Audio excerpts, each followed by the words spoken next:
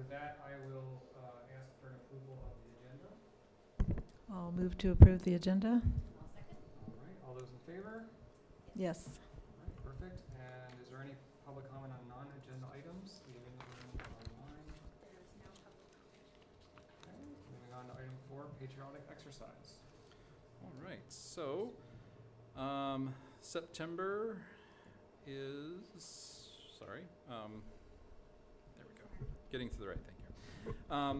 So we celebrate California Native American Day on the last Friday in September, and this year that falls on September 27th. The California Native American Day celebrates the distinctive culture of the Native American people indigenous to California and calls attention to their triumphs and struggles that compromise their rich history. California designated the fourth Friday of September in 1998 as California Native American Day to dismantle concepts about California Indians. So there's many celebrations that come up this month, and they're really rich in culture, so if you have the opportunity to attend any of those, I would highly recommend. And that's a exercise that Trustee Munoz asked Superintendent Yes. Alder to reach. He could not attend tonight. Either Trustee Babcock is also absent, both excused, if that matters for the record. Okay, moving on to item 5. All right, so we have our acknowledgements for the month. So September is National Hispanic Heritage Month, sort of. It bridges middle of September to middle of October. And Library Card Sign-Up Month. We had Labor Day last week, and International Literacy Day and California Admission Day this week, Patriot Day yesterday, Constitution Week next week, and California Native American Day, as we just discussed. We also would like to acknowledge that we've had a Coastal Adult School graduate, Hector Esposito Cruz, who has earned his diploma. So we're trying to recognize folks who happen early in the year, because sometimes we don't always get them back when it comes around to June, because they're like, I'm off with life and doing my thing. So we're very proud that Hector has earned his diploma. Excellent. And then this next one's not so easy. So we're acknowledging a retiree. Wendy has served our district as both the Chief Business Officer and also as a governing board member, and has served us for the last 19 years. So we are super excited that she gets to move to the next phase of life, but we are really going to miss her.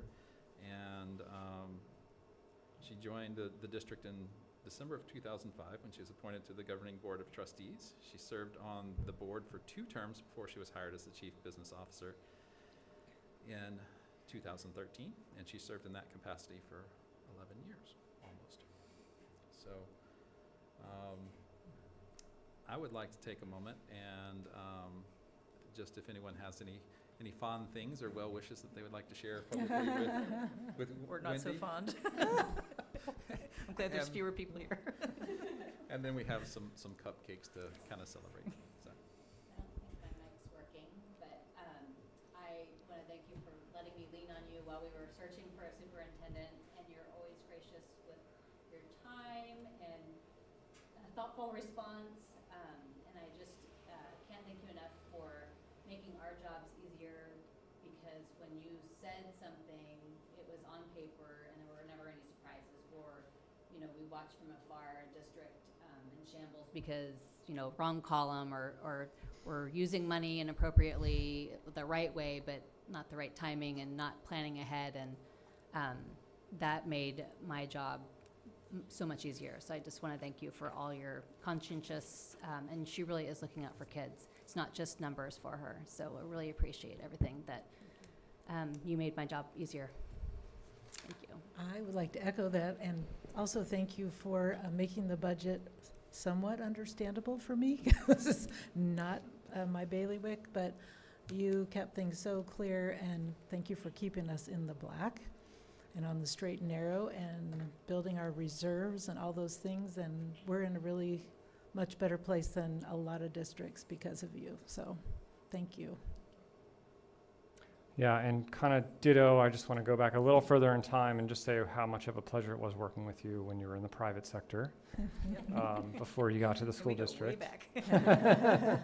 But just your thoroughness, thoughtfulness, expertise, preciseness, also being definitely not an accountant, but a bookkeeper myself, I can greatly appreciate how difficult it can be to not only keep track of the numbers, but communicate out in a way so people understand what's going on. And when I came on the board, I had experience with city finances, so I thought, oh, I have a leg up. Very different, very, very different. Well, I can find myself through a P&L sheet and a balance sheet. It's just with all these different funds and all that, it's above and beyond. And so I know that you've worked tirelessly to take care of this district financially, to look out for not only the kids, but the staff and the board and our future. And just thank you for leaving us in such a great place. And you will be very missed. So thank you very much. And for those of you who don't know, Wendy could be qualified as a teacher as well, on top of everything else that she has going on for her. In music, right? Music and education. Yeah. I actually have a teaching certificate from the state of Florida. I think 40 years ago. So that's another hidden talent that she has. Wendy, I just want to say thank you so much for welcoming me into the district and helping me make that transition in a way that I felt very confident about what was going on in the business department, because that's such a big impact on our daily work, and all the work that you do that's unseen by pretty much everybody else. So, that's okay. So if we want to maybe take a couple minutes break, we do have some. Sure. Let's grab a cupcake. Yeah. Yeah. You two came on a good night.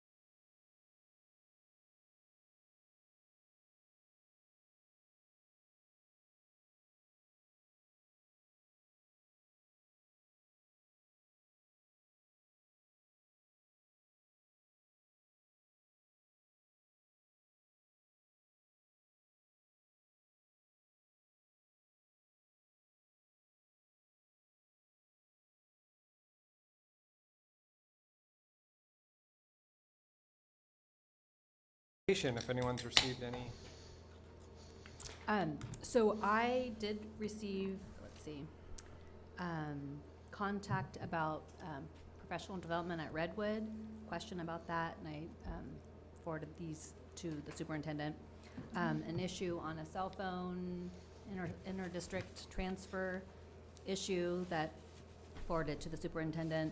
And then, since it's campaigning time, there was issues that the schools need to address, so I thought I'd just shout out these topics that people wanted help with. And so if anyone's watching, go to your school site and ask these questions.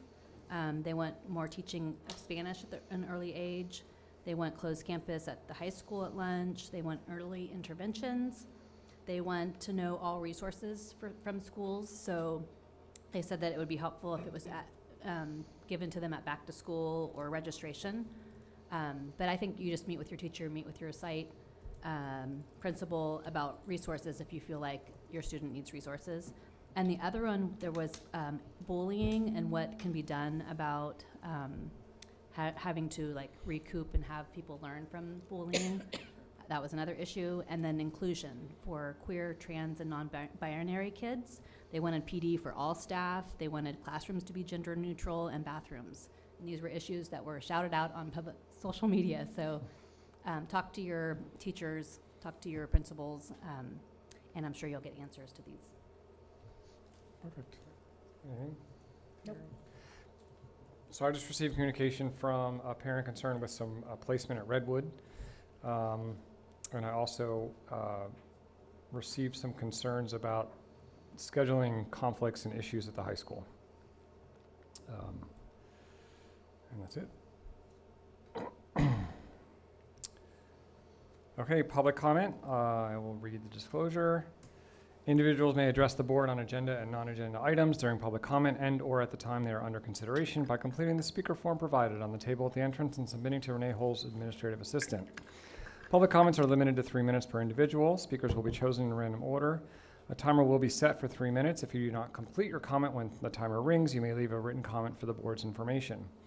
Each person may only speak once per agenda topic and is required to address the board from the podium.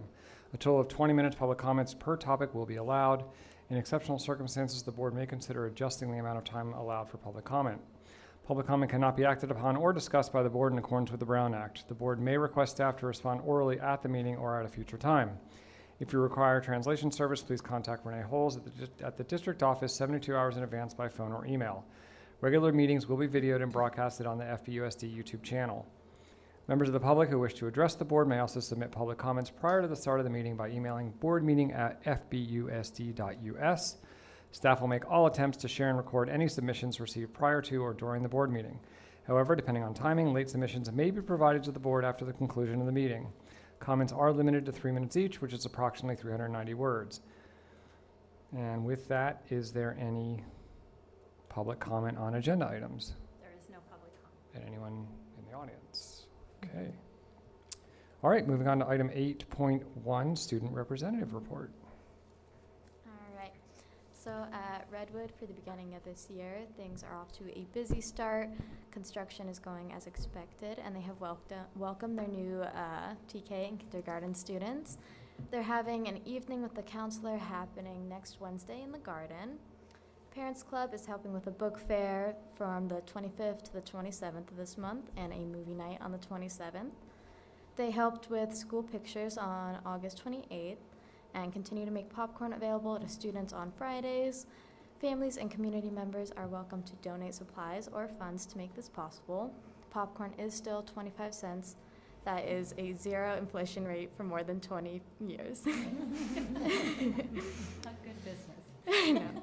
They have a site council meeting next Tuesday at 3:30 in room 61, and coffee with the principal and morning opening will be held on the first Friday of each month. At Dana Gray, things are off to a wonderful start. The staff is deciding to focus on the importance of attendance this year, adding a golden clock to the Golden Awards. So the golden clock will be awarded monthly to the class in each grade level with the highest percentage of attendance. They've also already had a crazy sock day, and a crazy hat day is coming up. For middle school, things are also in full swing. The 16th, they have a writing performance task beginning. September 20th is the end of the first grading period. And then on the 27th, they have their first school dance. And then volleyball season is also starting off. At the high school, fall sports are in full swing. As our clubs, we had our back to school fair on Friday last week. The end of the grading period is also next Friday, the 20th. We're working on senior parking spots in ASB currently, as well as homecoming. And we just had senior project proposals yesterday. At Noyo, the school year has also been off to a great start. The 11th and 12th graders have begun connecting with local businesses and securing internships, while the 9th and 10th graders are completing their food handler certificates in preparation for volunteering at the senior center. The middle schoolers have been taking lots of field trips to places like the Point Arena Lighthouse and the Train Museum. Meanwhile, a group of students are organizing a school-wide field trip to Alcatraz.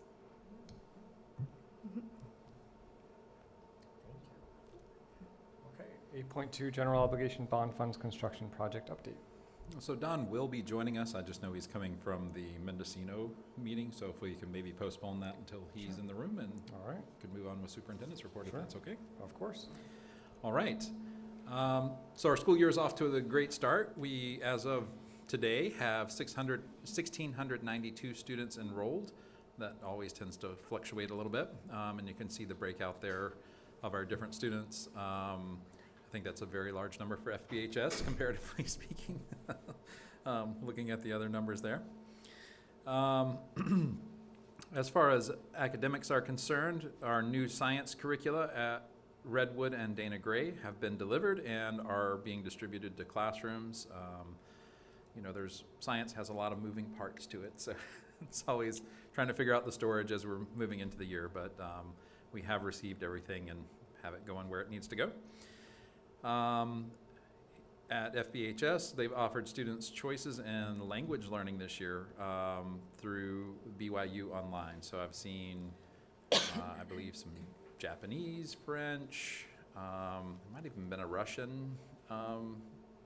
So there's quite a few different languages that students are able to access through that platform that does have a teacher with it, keeps the student sort of on pace, and we provide the in-person support and monitoring. I want to brag a little bit about the cell phone prohibition at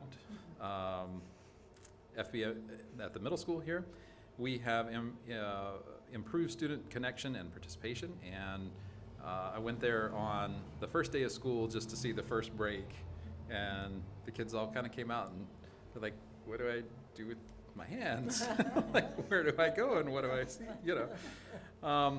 But in real terms, we've had 60% fewer discipline referrals so far this year compared to the same period last year, and that's a pretty powerful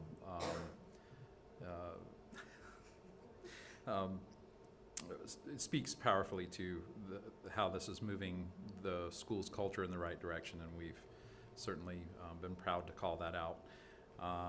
And for those of you who don't know, they're using Yonder pouches, which are little pouches that get sealed as they come in the day with their phone inside, and at the end of the day there's a magnet for them to, on the exits, for them to tap it on and open their pouch back up. We had a little bit of pushback at first, but for the most part I think students are flowing right along with it, and it's been a very positive thing for them. So I definitely have started conversation with our high school staff as well about having, this is pretty powerful data, and they're working on certainly kind of enforcing a little bit more this year while they're in instructional times, but we're going to develop kind of how can we become very formal in that and make sure that we keep kids focused on learning while they're in learning environments. Is there any way to implement that like in January? It's possible, certainly. It's about finding funding for it. I know the middle school, we had a grant that paid for those, and it was about, say, $27,000 probably for the pouches for the student population, which means at the high school, with the increased population, would probably be around $50,000. Yeah. Not quite that much, maybe $40,000. Yeah. Okay. So yeah, it'd be great if we could. I mean, I don't want to. I don't know if it's an agenda, I don't know if how we move forward with this, but I would love to see if there's funding there and at least Okay. have a discussion and see if that's a priority or something. 'Cause Certainly. I've gotten feedback that there are some high schoolers that are jealous, Hmm, Yeah. okay. and Well- parents as well, but I've heard from actual kids that are like, wow, I wish I didn't have to deal with my phone. Oh, all day." really? Yeah. Well, that's pretty powerful. Yeah. I think they can be a little overwhelming for She probably thinks students. I'm crazy, but no, I've You heard can it. do that for I free swear and I've put heard it in your it. backpack. I've heard it, and they're like, is there any way sure. we can do that at the high school? And I'm like, well, I'm seeing disbelief I'll over ask. here. My class has had some pushback against it, but it's mainly for teachers that are really strict on it. Like when the bell hasn't rung and we're on our phones and we get yelled at, we're like, "Well, the bell Yeah. hasn't rung." Yeah. But overall, they have been a lot stricter on it, so there has been less, except in like certain classes.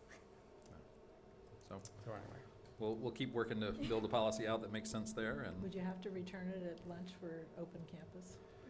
we would have to figure something out for that. There's a few more logistics with high school than there are with our middle schoolers who are Right. on campus all day, and because I certainly wouldn't want our students driving without access or walking off campus without access to their phones, Yeah. just for safety reasons. So things that we have to discuss and figure out, but we're having some of those conversations to Great. move that direction. And then I wanted to note, sometimes they release CAS scores in September, not so much this year. So the public release is for mid-October, so I think it should be in time for our next meeting, so we'll have a summary there at that time, that we can share publicly. Do get a preview ahead of time, so I'm sure I will send, out to the board ahead of time, kind of what that looks like as well. And then we'll share that publicly in October. In professional learning, Kelly Smith's been on site supporting planning with our TOSAs, our teacher coaches, and has worked with our new teachers to kind of get them up to speed on our instructional strategies that we've worked on for the last few years.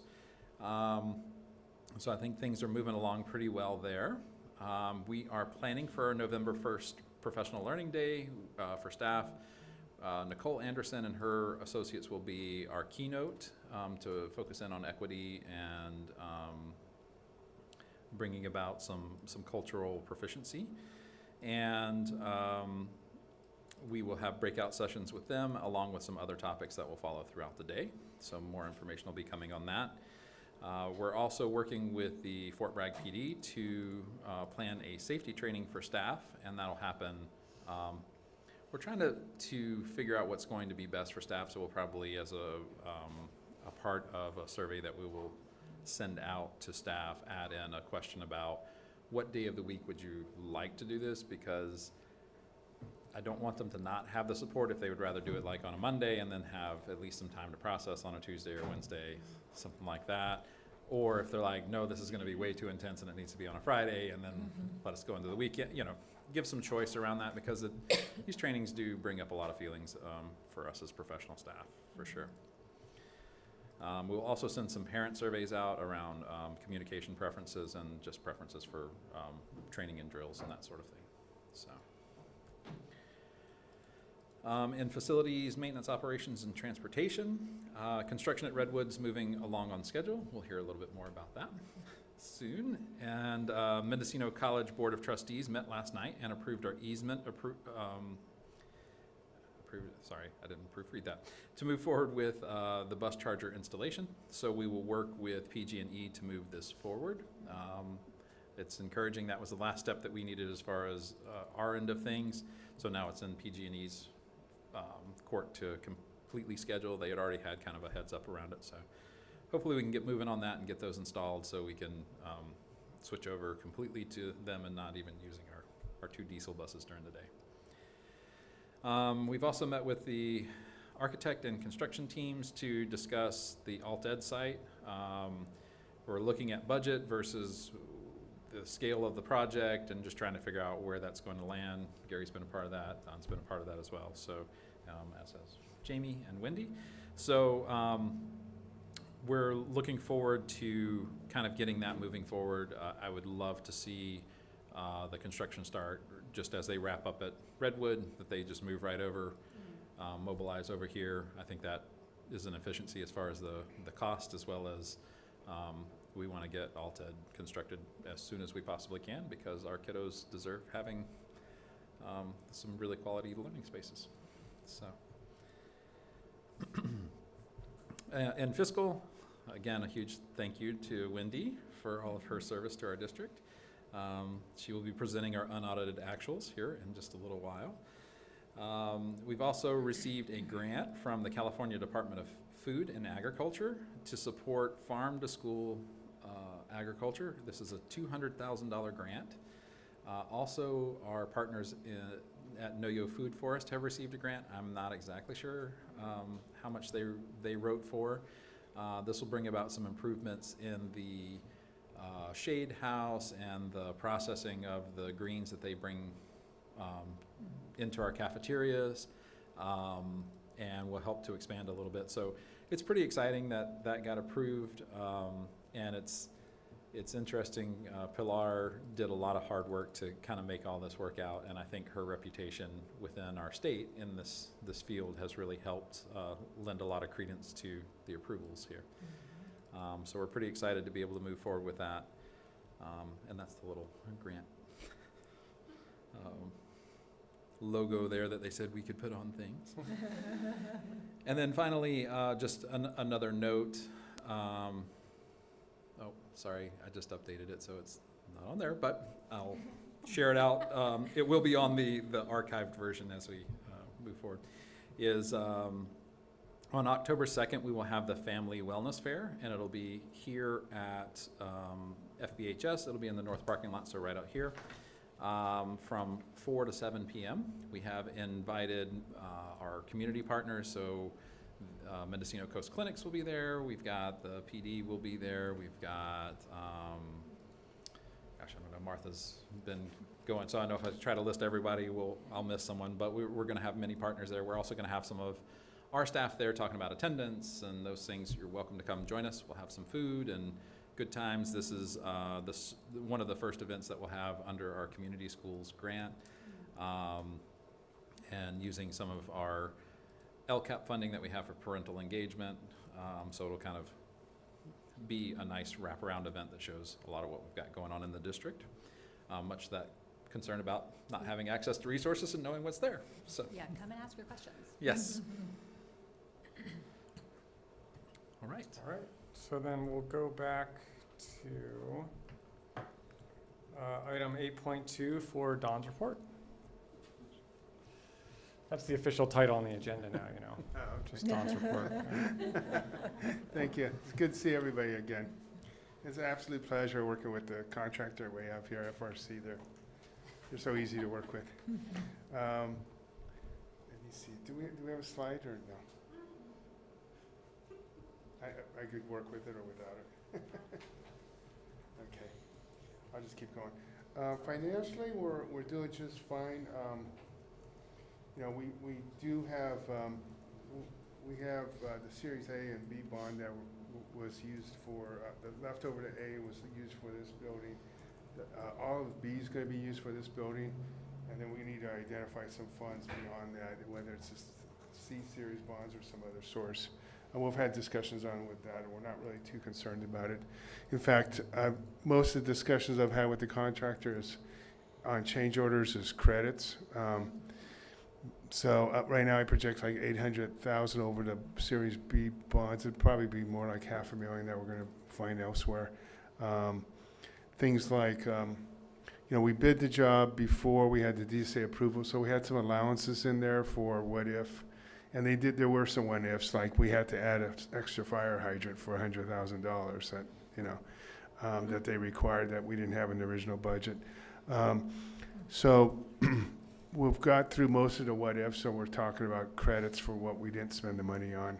You know, they had like security, some insurance companies require 24 hours security. We didn't have to do that. So that's $24,000 or $40,000 that we don't have to spend. So those are kind of change orders, or the good change orders where it's credits and not expenditures. And we're also closing out the Windows project, which had some allowances as well, and that there's also some credits that are coming back too. So all good news on the financial front, I tell you. The construction is well on the way. As you can see, the building's starting to, well, it's not here, but you know, I keep thinking we're over there. Yeah, the building's progressing. They got the foundation dug and cut and foundation poured, and they're starting to frame the walls, as you can see if you go by there. You know, initially we had a wrinkle of them using the wrong soils report, so we had to do some rework.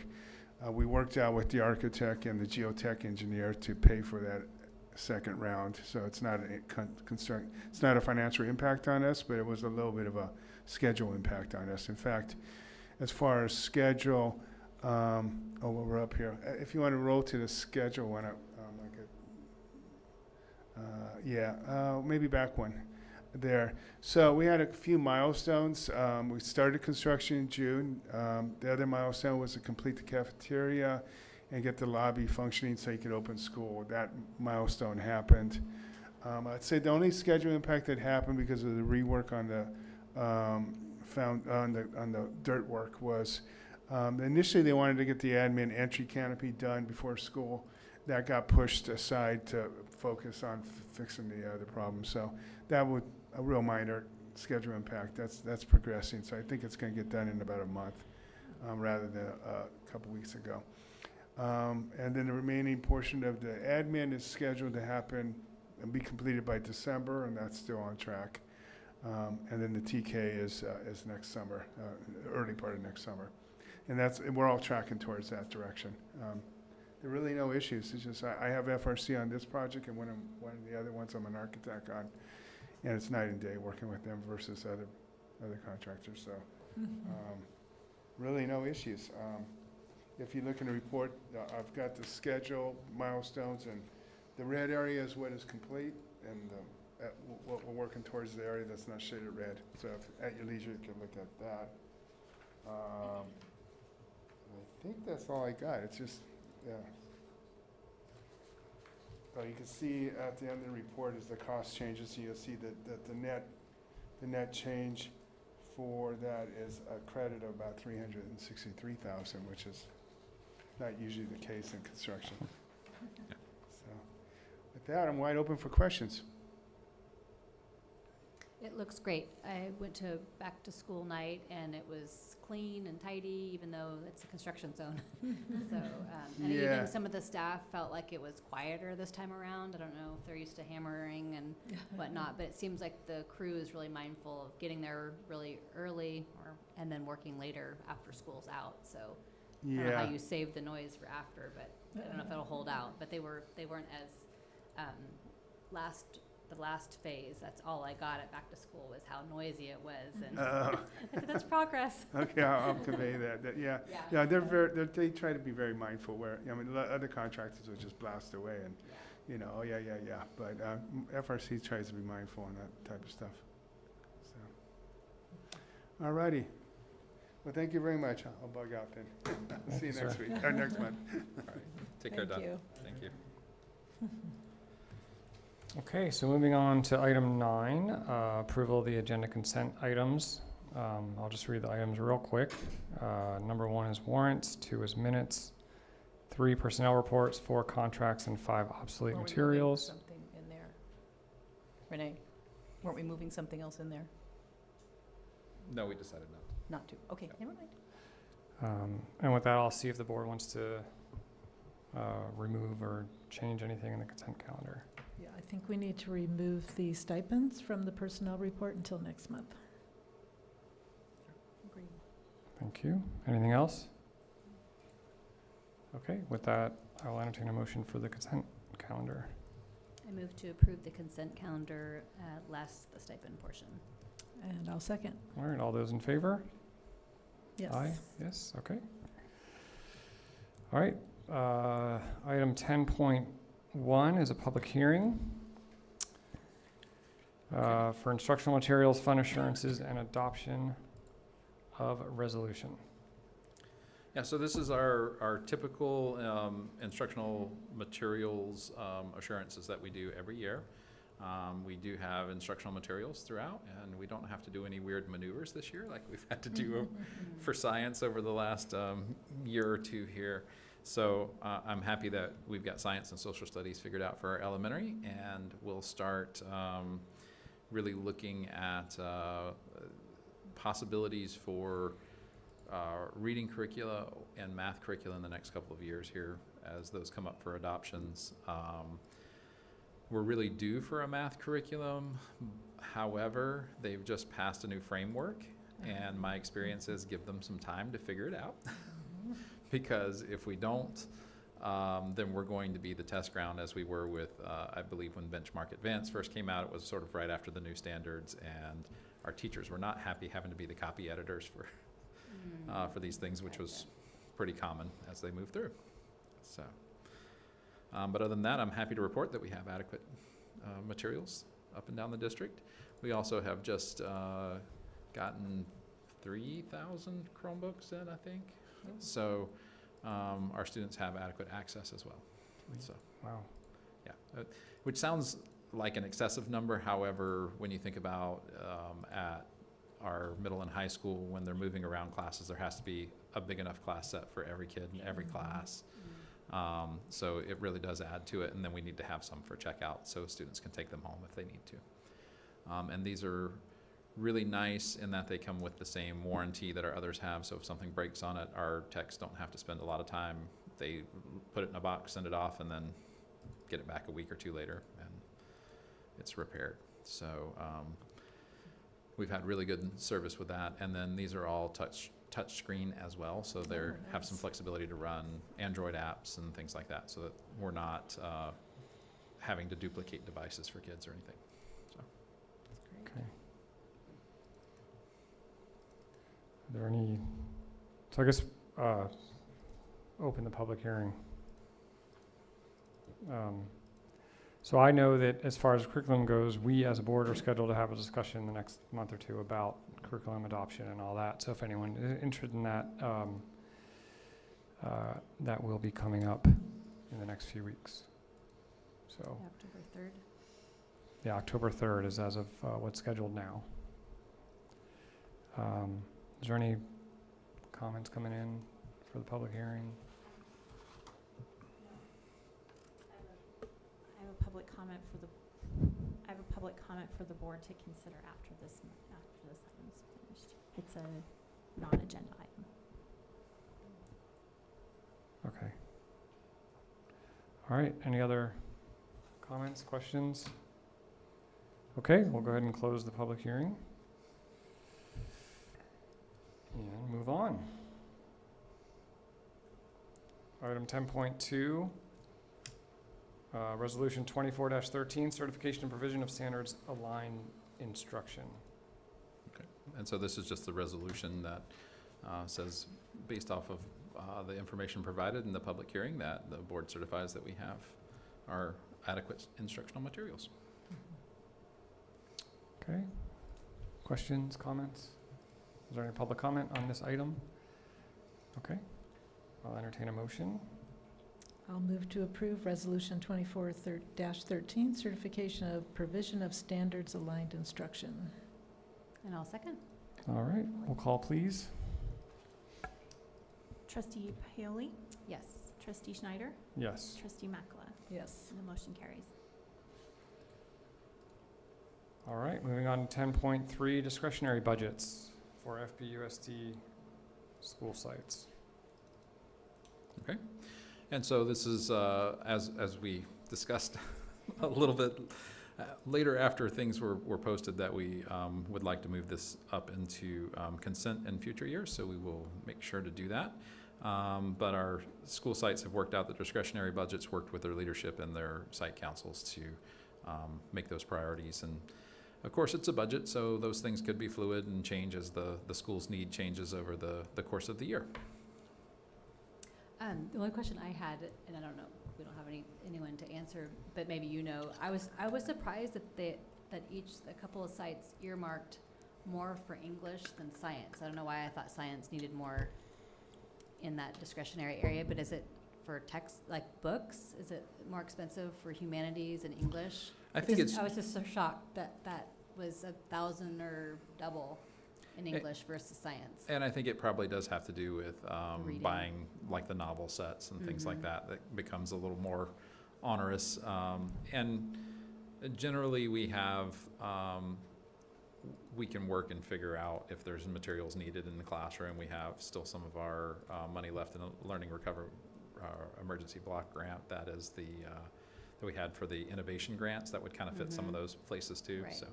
So I think we've got some funding sources if needed. Yeah, because that's why I was just surprised that they needed more and it wasn't equal, and that would mean that the general fund isn't offering to cover. I just was wondering about that. Well, and I think that also some sites allow carryover from year to year for per department, as opposed to kind of sweeping it all and then redistributing at the end of each year. So one department might just say, we didn't spend any money last year, but this year we know we're saving up so that we can do a bigger purchase, or those kind of things as well. And then my last one is that some had professional development at a site and some had like 0. They didn't earmark. So that's just what that group decided. Yes, and those are when they have something very specific to that site they would like to implement. That's not necessarily a district priority, but it becomes a site Their priority. age Yes. group. Mhm. Okay.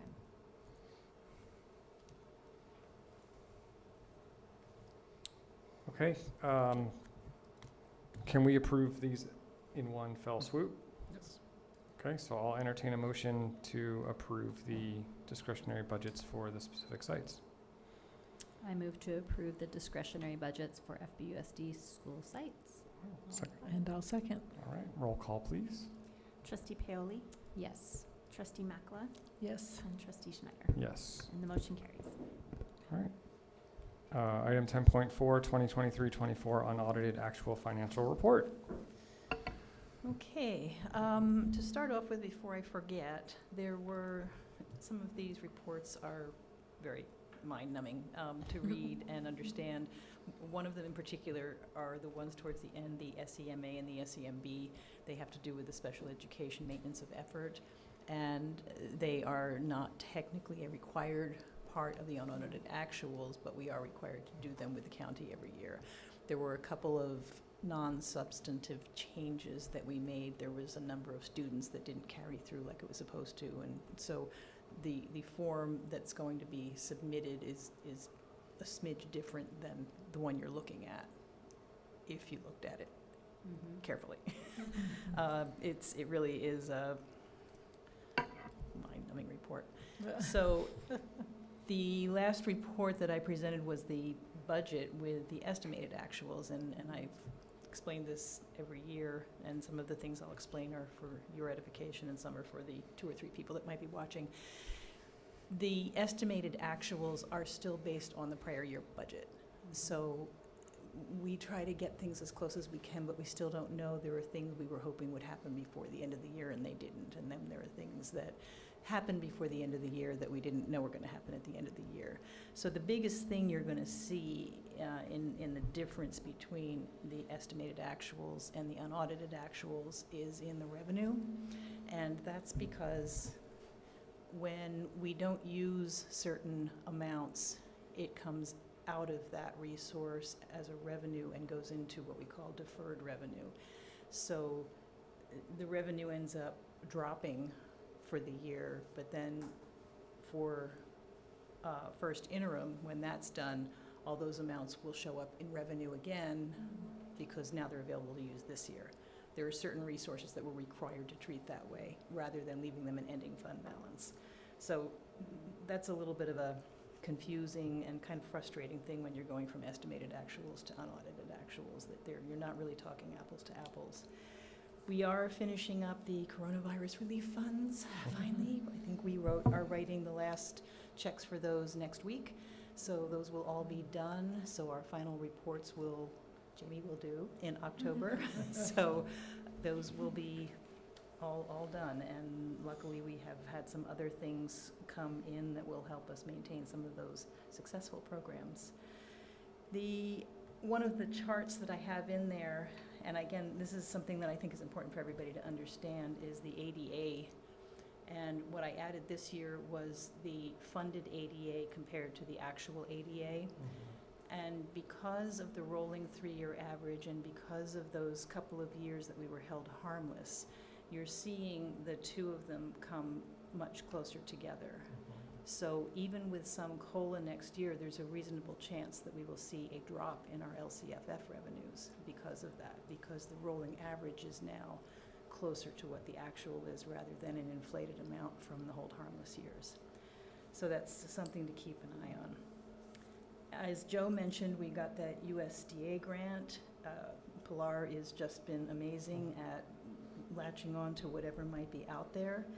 And we have, for the last few years, had a reserve left over in nutrition services. Who'd have thought? So the nice thing about that is she has leveraged so many of these funds to help offset some costs. I'm really not doing anything different. It just does this. So we, in the event that the state decides that it can't afford the universal meal program to the extent that it has, which is a possibility, there is some reserve to be able to make up for that if we end up in that situation, which is a nice place to be. We are in a great place with our tech infrastructure. We again leveraged a lot of coronavirus relief funds to be able to improve connectivity and the actual hardware that we have. So we have the tech reserve that you established is going to help rotate through teacher laptops to replace those periodically. Chromebooks will be able to be replaced periodically. And at some point, I don't understand it all, but the little things that just carry waves apparently wear out and have to be replaced occasionally. I don't know how that happens. Nothing touches them. They don't move. Why do they wear out? But anyway, so that's something we've established that is going to be very helpful moving forward. And this is another place where, when I was on the board, I remember talking about we were kind of nowhere with our technology. We were so far behind the curve, and now there are districts envying our capacity and what we have available to us. So we should feel really good about that. The construction projects, you heard from Don, they're moving along just fine. We're working on phase 2 at Redwood, and we have plans for an SDC room at Dana Gray and an SDC room at middle school. And then hopefully, as he said, we'll be rolling from Redwood phase 2 right into Alt Ed. And then fiscally, we are maintaining the board required 9% reserve above the required 3% reserve. And then you establish the annual contribution to a technology upgrade and replacement reserve. So that again leaves us in a good place to maintain the things that we've built and moving forward. One thing that I added to my list of things to mention that Joe asked me about the other day was the increase in contributions to our special ed program. Some of that is just due to the program expanding, but some of it is due to the TIERS program, the TSP, I forget what that stands for, program coming back to the district. So the ADA for those students and the costs for those staff members were borne and added to MCOE. So now all of that has come back. And it never pays for itself, so we're not making out, but we did incur greater costs because of that program coming back into FBUSD. But it gives us more control over what's going on in those programs, and with the distances we have, them trying to support that program from so far away was really untenable. The other thing to keep note of is this is an election year, and they are always wonky, and so we all need to kind of keep an eye on what's going on and how that might change anything moving forward. We do have nice reserves to be able to have a soft landing, as they say, if we need to make changes. So I'm not too worried about having to look for drastic things to do. But there may be some subtle changes that need to be made moving forward depending on how that happens. And then lastly, and I put this in my narrative, I wanted to thank the board and the staff and the community in general for the confidence that you've all had in me for these 11 years. And especially want to thank the board for supporting, making sure that the district is fiscally sound. And that's, you're to be applauded for doing that. It's an important place to be, I think. And it'll keep us strong moving forward for the future. So thank you.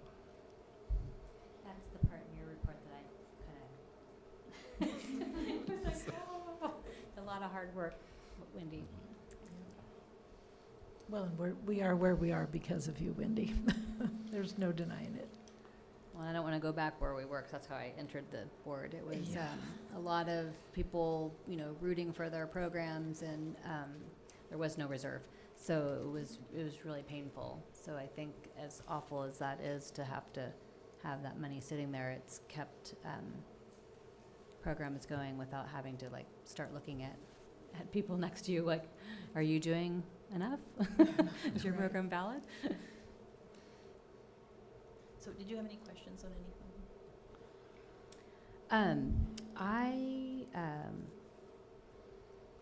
I thought it was in the special to combined report that you put in. I don't know if that'll continue with you leaving. As close as I can get to a P&L in my mind. But you did mention that there was more, well, I guess we didn't budget enough for subs, and I didn't know why there was so much sub, and there was an area saying it was more subs than planned. Is that for PD, or was that just It was for all kinds combination? of things. We Yeah. had more long-term subs. We had people going out for different reasons. gotcha? Then we don't always know, and we just take our best guess on Right. budgeting for that. And it's Right. not, when you change positions, the budget automatically gets updated when it's a contracted position, but things like subs don't, and so you just kind of try to keep an eye on it. Gotcha. But there were some anomalies this year in long-term subs in particular. Nothing things out of our control. We weren't really, it Right. was stuff we couldn't control, but it was Right. stuff that we couldn't avoid. Yes. Right. Yeah, okay. Any other questions? I think that was it. Yeah, I didn't. Thanks for keeping it as clear and simple as you can. I tried. Yes. It's not any good if you don't understand it. Well, No, and the narrative's always, I mean, yeah. Good. I'm it glad. just guides us through it, so, thank you. You make it so that as I have questions, I keep reading, and the answers are usually further Mhm. along, so. Mhm. In fact, um, I had the little notes going, and I was like, oh, erase Yeah. that. Oh, okay, don't need that. All right, is there any public comment? Okay. With that, I'll entertain a motion to adopt the unaudited actual financial report. I'll move to approve the 2023-24 unaudited actual financial report. And I second. All right, roll call, please. Trustee Makala, Yes. Trustee Schneider, Yes, and Trustee Paoli. Yes. And the motion carries. yes. And again, Wendy, thank you for leaving the district in such a great financial state. We'll keep you on speed dial. Jamie? She's going to do just fine. Yes. I still have her on speed dial. Yeah. All right, moving on to 10.5 memo. Did she have a comment for somebody? It's a non-agenda comment, so the board can Oh. take it whenever they're, Um, they can wait till after action. yeah, maybe we'll wait till I just after, wanna yeah, make sure we before don't item forget. 11. I won't. Okay. All right, 10.5 memorandum of understanding with Three Rivers Charter School. Okay, so we realized with the COVID pandemic that we did have the MOU and the charter approval lined up, but because they have pushed that out a couple of times, and so now it's out of alignment, we said, let's go ahead and approve an MOU or put that before the board so that we can have that back in alignment whenever we approve in 2026. Hopefully their charter, they're doing really well on all aspects of what's there. And I know in speaking with their administration, there's some interest in them exploring kind of whether they want to start taking on their own special education services or if they want to continue working with the district, I said, great time to start that conversation now so that we're ready for when we come up to the renewal. But otherwise, nothing much changed with the MOU except for dates and, Just so it's in line, so So you're it's looking in at the line. same thing at the same Yes. time. mhm. Yeah.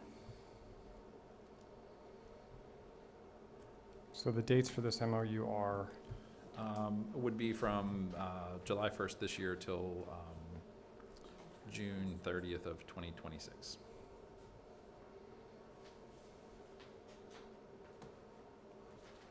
It's essentially an extension.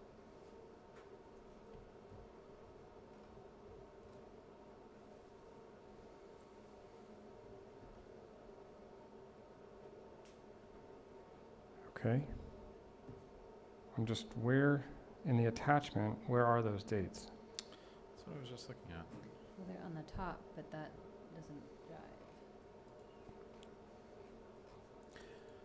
With the board's permission, if we can extend it to 2026, I'll get an updated Okay. attachment for you. So, yes, I mean, I think the intent is to, yeah, the MOU to go to 2026. I don't know if we want to approve it with that change. It's the whole sole purpose of having this item, is that? Because none of the terms changed. None of the terms Obligations changed, it's everyone's just- doing, just the Mhm. dates, but Right, just it the didn't dates. get populated in that Okay. renewal. That's, well, it's not in that attachment. Right. But the dates just, but your detail is correct. where Yes. It says to Yes. June of 2026. Okay. So then I will entertain a motion with that change. So I approve, or I move to approve the memorandum of understanding with Three Rivers Charter School through June 2026. And I'll second. All right, roll call, please. Trustee Schneider, Yes. trustee Paoli, Yes. and trustee Makla. Yes. And the motion carries. All right, item 10.6, job description for career and college specialist. Okay, so in discussion with, sorry if this gets uncomfortable. In discussion with our current career and college specialist, and speaking about the position and how it has grown and changed since the board has brought that position on. Also speaking with administration at the sites that are, which is pretty much all of our sites, but primarily our secondary sites. The job had grown and changed from that initial job description to include a lot more tasks that included planning for career days throughout the district, providing lots of the basic college and career support, but also some support with FAFSA and some of these other pieces that are, it just grows and grows and becomes kind of a bigger job. And we realized that the job was no longer, maybe the qualifications for it that were listed in the job description were not right, so we updated those, and then the pay also to be more of a, closer to a professional pay without making it into a certificated position, which would have limited the number of options that we would have as far as personnel to fill within our area. But we did include that we would like to have the experience level be a bachelor's degree or higher, and or the equivalent experience within that field.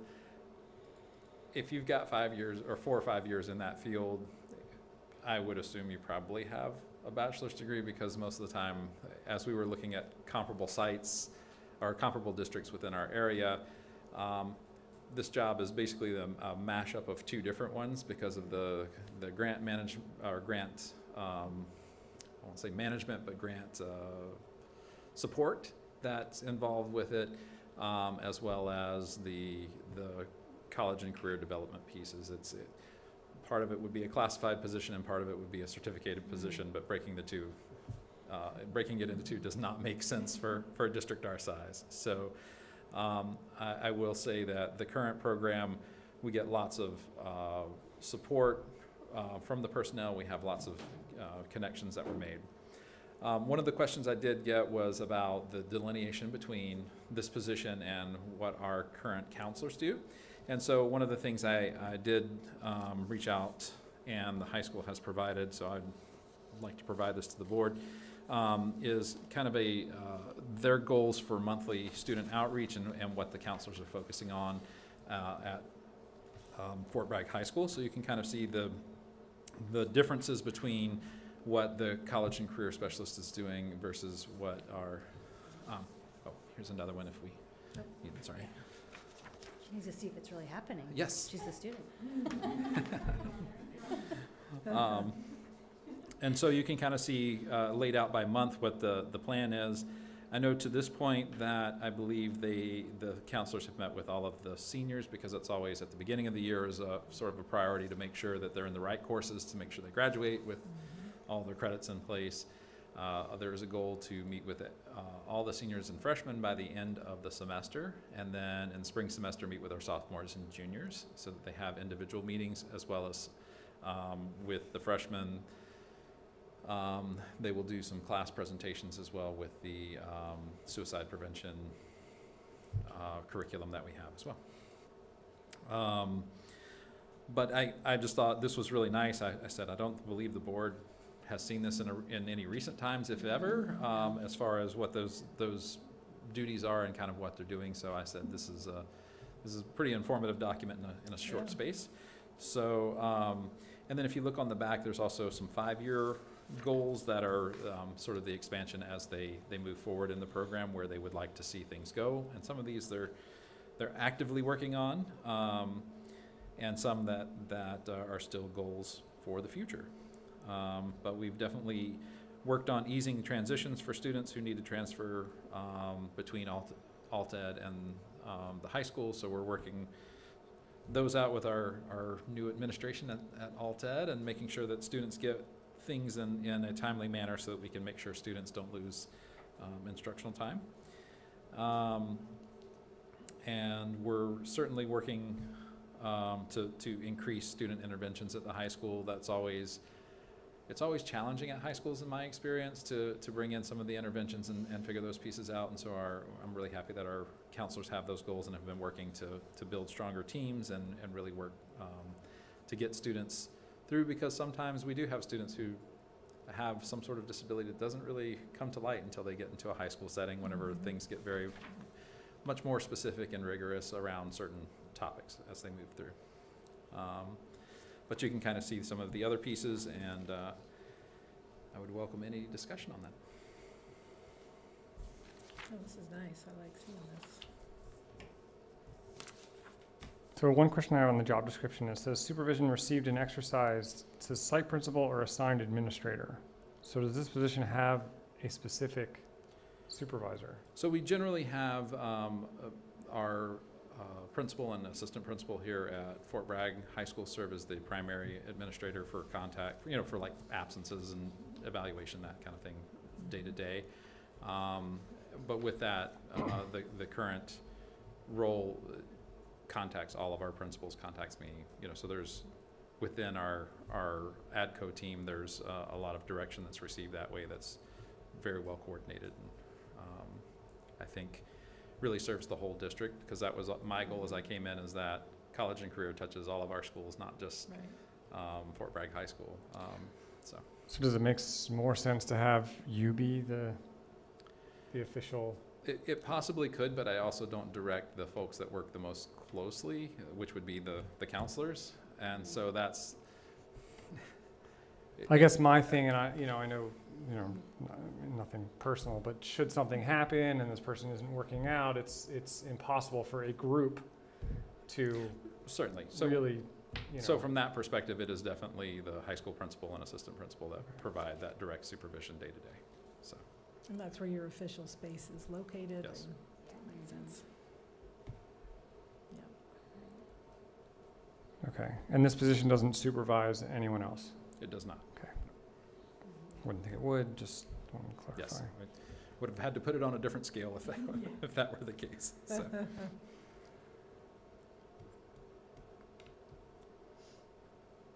And you can also see within the job description that it's lined out what was replaced and underlined what was updated as we work through this. And I would say there's a lot of thoughtful development on both the admin side as well as the union and the position, all working together to do that? So it looks like the counselors, according to this, are responsible for meeting with all the students individually to talk about their own. So this position doesn't do This, that. this position does not do that. Though meets with a lot of students to help As them if they had- figure it out. Yeah.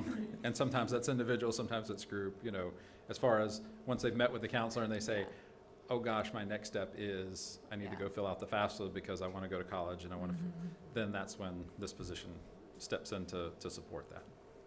Okay. That makes it clear. Yeah. So of course, when I see something like this, I think, well, you know, it always makes me feel like, you know, changing the job duties and then adding, you know, an increase to it. I'm always thinking, I hope there were, you know, full discussions, you've done comparables, you've talked to the district office, you know, all of that. And it sounds like that's happened. And to be honest, this position came about, but didn't really have, like, it's new, so it needs to develop, and it's kind of, and it sounds like it has, like you've kind of cleared up what that role is gonna be. Plus that it's such a small district, it sounds like there's 2 roles in this one description. So I feel comfortable with this, but initially I was like, I don't know. I mean, everyone could, you know, come and say, well, this is what I want this job to be, and I want more money. For sure. So, but clearly it wasn't done in a vacuum, so Right. I'm pretty comfortable with it, if that stuff has happened, yeah. Mhm. And it was over the course of, gosh, these conversations started at least in probably January of this year, if Yeah. not earlier than that. So it's been a lot of thought and Full, effort that's yeah. gone into it. It's not been just something that we did on the fly or anything. Right. So. Well, and you know, oftentimes in a situation like this, the person is working on something and then others might say, oh, well, since you're doing that, it makes sense to add this because Here, you're you already could do doing this. that. Then they go together. So they go, yeah, I could do that. And oh, and then by the way, all the schools. Right, because You I don't know. think that was what was presented per Not when it first se. started, not. Right, no. so then you realize that there's things that you could support at other sites, but it wasn't really acknowledged in this description. Yeah. Because I could Yeah. see that being pretty cumbersome. Yep. Yeah. Well, and sometimes you have really great people in the position who come to you and say, well, I could do this other Right. thing. And kind of step in and volunteer for certain things that then you realize, oh, that does fit well within that job description, and then it grows too. So it's kind of gone both ways. So to Yeah. push, like, okay, maybe we don't want to do that, you know, quite that far. 'cause, Right. Yeah, it's Yes. only an 8-hour day. Yes. So I think these services are great. I have a Do too. pretty huge concern with how our district helps prepare juniors and seniors for their next steps. And I think in some ways it's really lacking. And I don't know if there's more integration this position can do with the counselors with regard to more individual, not just meetings, but encouragement to reach for the stars when it comes to next steps. And you know, I don't want to put you on the spot, Lillian, but you know, being a senior, but I work with a lot of kids through high school in my other job, and I hear comments constantly about how there's no guidance, there's no, you know, this is not about the teachers. This is about figuring out what's out there, what possibilities are out there, and individualizing that to the students when they meet with the counselors or this position or whatever it is.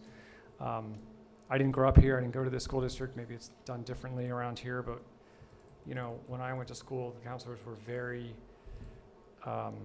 available and very knowledgeable about all of the opportunities out there that may fit a certain student or a certain kid.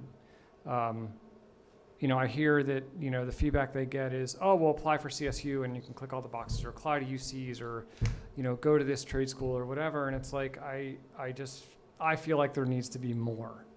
And maybe this is more of a long-term issue, a long-term problem, but I have, on a personal level, I have a third kid who's about to graduate, and they're all fine. But I think that there's a lot more encouragement and guidance that can happen junior, senior year to help them expand their horizon and really see opportunities that are out there beyond just the standard, whatever. Every graduation, I look at the thing and see where all the kids are going, and you know, I feel like we need to kind of push them a little more and what's the word I'm looking for? Inspire them to kind of reach for areas that maybe they didn't know existed, or opportunities that they didn't know were there. And so this is probably a bigger conversation. I know I'm on a little soapbox about this position. I think, again, it's great that it's there, and I can only hope that kids will reach out. The counselors will use it as a resource. And I'd love to kind of learn more about the counselors and what these 20-minute meetings are. You know, I sat in one or two myself with my kid, and they were okay. You know, you need to make sure you have 3 English and 3 this and 3 that. It wasn't, well, what about this? Or have you thought about that? Or anything like that. It was just really about, this is what you need to graduate. And, you know, when questions are asked about, is this possible or is that possible, the responses are, I don't know. And it's just, you know, for a kid, it's like, that kind of dampens their spirit, you know, not their spirits, but their inspiration, I guess. And so I'll go on that. But as far as, again, I think it's great this position is being expanded, and can only hope that it reaches not just the avid kids or the kids that know to ask for help, but the kids that maybe think they can't go anywhere or do anything, and they really can, with that little extra push or that little extra, you know, inspiration or whatever's needed. I think you're pushing into classrooms as well, right? So you spend time connecting, and then it's open to kids. It's very different than going into the counseling office. And, you know, you don't have a secretary that's saying, well, I can schedule this time or that time. Lily's very available. Well, I'm just gonna say, because I've been up there, and she's very available, and the kids are getting a lot of that Exposure, encouragement, yeah. a lot of exposure, Good. I mean, this woman knows inside and out how to get into any school and who to call if you have a question, and there's kids that come in and say, oh my God, I didn't get any housing. They go, well, let's get on the phone. And so they're getting a Problem lot solving. more than the typical high school experience, I think, at least in this state. Which is great to hear. It'd be, you know, that connection between the kids having these 20-minute meetings and going to you. I don't know if you can use the staff to help schedule, or, you know, or things to, you know, I don't, you know, I don't know. I just, that's the sort of stuff that, Yeah. Yeah. that Another good It's- thing I'll yeah. just say about her too, that that we hired the right person because kids connect with her. So when you go in, I've seen it a lot. I sat in on a college. The college was there to help kids with signing up at Mendocino College and getting their funding, or the FAFSA. And the kids, they had 20 kids in the classroom, and they all were like this. And they went through their dog and pony show, and they left, and then kids are like, so what do you do? And they'd spend a whole class period. Yeah. When you have somebody they connect with who knows how to say things the right way and get them going, it's like, no, you know what I'm talking about, that she does. We are Yeah. really, really lucky to have somebody in this position that Yeah. can connect that way. Yeah.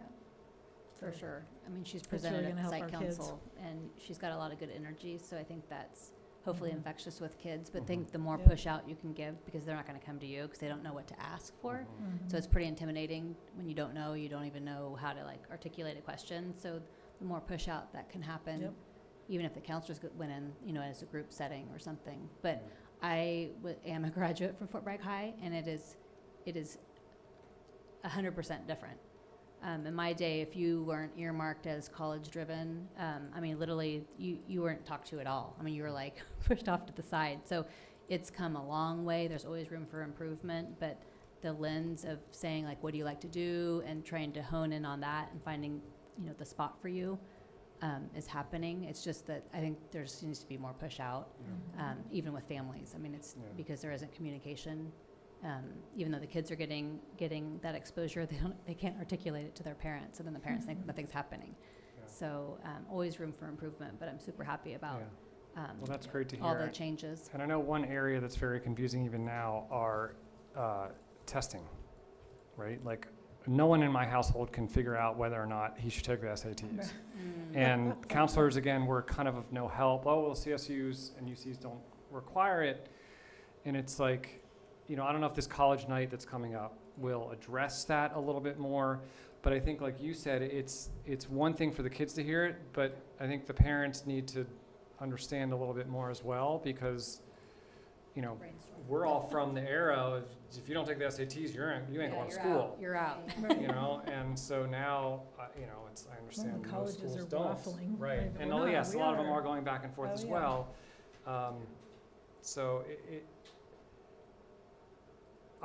again, this is not about the person in the position, this is about the position, and I just hope that there's a way that, like you guys are saying, that this position can help bring that inspiration, not only to the kids, but maybe the counseling program, and help them.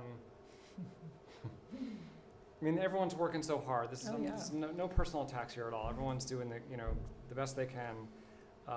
But I'm just glad that this position is here to help maybe expand that program, support the kids, so that they can do things that maybe otherwise they wouldn't think they could. So I'm off my soapbox. Thank you for all your hard work too. All right, any public comment on this? Okay, so this would be retroactive to July? Yes. Perfect. And this is a year-round position, or how many days? Yeah, it's similar to what we work Accounts. with our counselors and Counselor administrators work. offices? Okay, So, perfect. All right, well, I will entertain a motion. I will move to approve item 6, job description, career and college specialist. Is there a second? I will second. All right, roll call, please. Trustee Makala, Yes. Trustee Paoli, Yes. and Trustee Schneider, Yes. and the motion carries. And again, thank you for all your hard work. Okay, item 10.7, job description for passenger van driver. okay, so we have not really had the situation before, I don't believe, or if we did, we had the services through the county. SELPA for a long time had handled transportation for students who needed to go from a district to a specialized program. That really didn't work out well whenever the company they were contracting with did not meet insurance requirements. Fortunately, we didn't have any students involved at that time, so but that did come about. So districts have moved back to providing their own transportation that way. So this job description would be to support a student who we have attending a program in Ukiah. The hope is as they become adjusted to the program, that they would meet a van in Willett, so it's a shorter drive for our personnel, and would allow that person could work a shorter shift, come back and forth and have, maybe fewer than 6 hours a day in support of this position. It also allows for the person to have just a regular driver's license to operate the van, as opposed to a bus driver. That would be a much higher training requirement and everything. This person would also be required to be a part of the drug testing that we have for our transportation drivers. So that would be a requirement of the position. That's any transportation related employee that you have within a district. If that's their job description, that's what they have to be in that part of that drug pool. So would this person also drive vans to school functions, sports? Under this, they could, it's potential, and the thought we had is, say the student no longer needs to go to this program, but we still have the employee, we may have some other places that we can move to possibly after-school transportation, or there are some things that we could do with the position because of the layoff rules. We can't lay off mid-year anymore. So we've already thought through kind of what the potential implications are if all of a sudden the student has amazing success and no longer needs to go to this program. Then, You can't And if the just say it's student a is short term. sick or on or not going to school for a few days or. Right, that we could work on that. That we're also hoping that the way that the job is structured, that it might appeal to maybe someone who's a retiree or something like that, who just wants a few hours a day kind of thing, and it might be enough, and they might just say, you know what, I'm good today. You know, Right. we'll just have to see what happens with the application process as we open it, so. And they'd be driving a vehicle of the district's, Yes, not their school, personal. One Yeah. of the school vans, That's usually what happens. We usually don't have enough vans for drivers. yes. We'll run out of We have new van. vans. Yes, and we just got our wheelchair accessible van, and it's actually really cool. They've done some design where it has the lift, but it actually seats 9 passengers. So Wow. there's, Really? it's not like it has been in the past where the wheelchair accessible only Takes ends up a with, whole- yeah. So we said that's actually pretty impressive that So they. 9 plus the one wheelchair. I think if you student? have the wheelchair in, it probably takes out 2 of the seats. Okay. But still, it's, Yeah, Yeah. that's great. that's as needed. 7 plus. And we don't currently have any students that I'm aware of that need that support, but I'm sure that at some point in the future we will. Right. So, So I have a couple or van-related questions, not to the job description. Okay. Our school district vans, do they have to be labeled, like students on board, like the usual school district? Like the not by buses? law, no. Not by law. So that's a, Because they're unmarked right now, is what you're yes, saying. they are. Are we gonna mark them? I hadn't really thought whether we should or shouldn't. I don't have any issue. Well, with that. I'm only asking because I was driving yesterday back from Ukiah and I was behind 3 vans, which I assume were full of school students. They were all unmarked. I don't know if they were our vans or not. I have no idea. They didn't pull over the whole entire way, which is Uh-oh. fine, but it'd be great if, I just thought it was kind of raining and gross if it said students on something. You'd So have been a there's little bit people, more kind. especially on these roads, they won't get aggressive behind them. They won't, you know what I mean? They They'll won't know get that as irritated. there's students on board. and they Absolutely. won't- Maybe they need to put their lanyard in the, because I'd always like, okay, it's a teacher, we can't honk. Yeah. So, I can have those discussions with our transportation department to see Yeah. what we could do. Just something, FBUSD, whatever it is. Yeah. Like, people could be very aggressive on 20, no, really, Yes. truly. Yes. Yeah. So, and I didn't know if it was by law they couldn't pull over. I didn't really ask them, but I didn't think so. No, I mean, I think with the legal turnouts, that Yeah, shouldn't be okay. an issue. Slower traffic must use turn. Yes. Well, Still, sometimes I think folks' nerves as they're driving a van full of students Right. are. A couple of not our, bad. a couple of our older ones do have something on the side, I Okay. know, but I Yeah, don't. but I don't think It any of might the be, new you ones may have- want to, if you could talk to them and figure that out. Sure. But especially that's again true, on like a these little roads. symbol on the back saying student on board, fragile. Or just nothing- FBUS. Or yeah, Fragile USD, cargo. yeah. School van clearly is full of People are a kids. little bit more kind.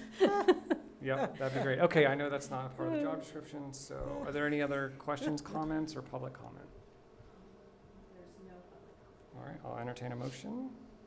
I move to approve the job description, passenger van driver. And And second. I'll second. All right, roll call, please. Trustee Mackler, Yes. Trustee Schneider, Yes. Trustee Paoli, Yes. and the motion carries. All right. Is everyone okay with keep going? It's Mhm. okay. Item 10.8, job description for bilingual family liaison. Okay, so as we move forward with the community schools grant, we have updated this to reflect that our community schools coordinator would be the supervisor for these positions as we add them on. It just kind of makes sense with the mission of community schools and where we're going. The other pieces that we changed was to move the function of the position to not only focus in on our families of English learners, but for all students as we move forward and get a larger cadre of bilingual family liaisons. We will certainly want to serve any student that has that need. We discussed about how this should look. At first, we were thinking a family liaison for each site, and then we realized that if a family has multiple children, they may not want to establish a relationship with multiple liaisons. So we're kind of rethinking that, thinking maybe we have a way to track that in areas that a family is served by a liaison, and we have a way to add that in. And so if we're looking up, we can say, oh, this is the family support that we need to contact, and move that through. I still would like all the positions to be bilingual, just because I think the makeup of our community that ensures that we can communicate with all families involved. So the header on this should say Community Schools Coordinator on the very top. For the, I'm sorry. Well, on the second page, look at the header. Let's see. No, it should still be Still- bilingual family liaison. Okay, Yeah, it's just the supervision supervision, okay. has moved over to the, to that position.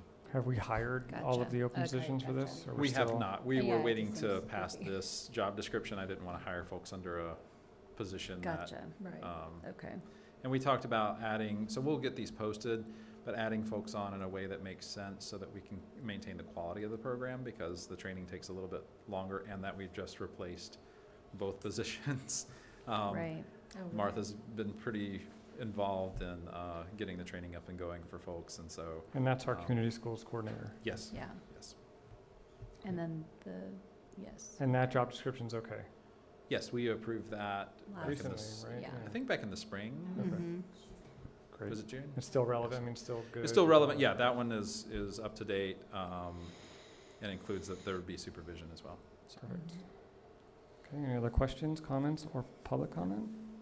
No Public comment, okay. Entertain a motion. I'll move to approve the job description, bilingual family liaison. All right, second. Yes, I second. Okay, roll call, please. Trustee Schneider, Yes. trustee Makala, Yes. and trustee Paoli, Yes. and the motion carries.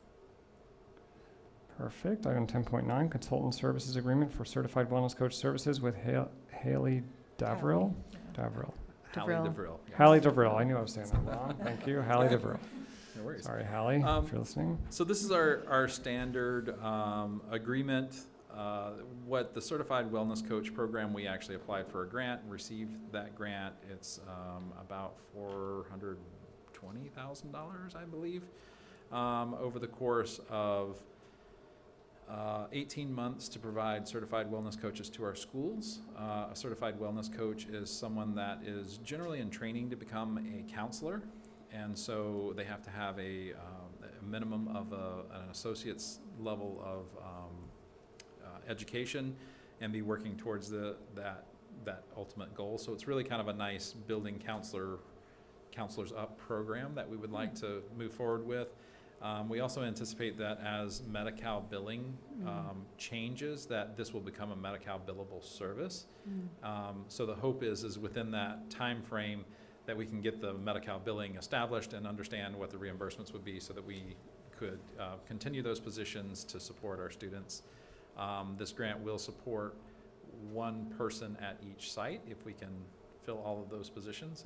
Hallie's doing the recruitment for that now, and figuring out how best to pay folks, and figuring out, that's the great part about having a partner who knows this business. She's like, I got it, we'll figure it out, and then we'll move forward. So And we'll have one at each site.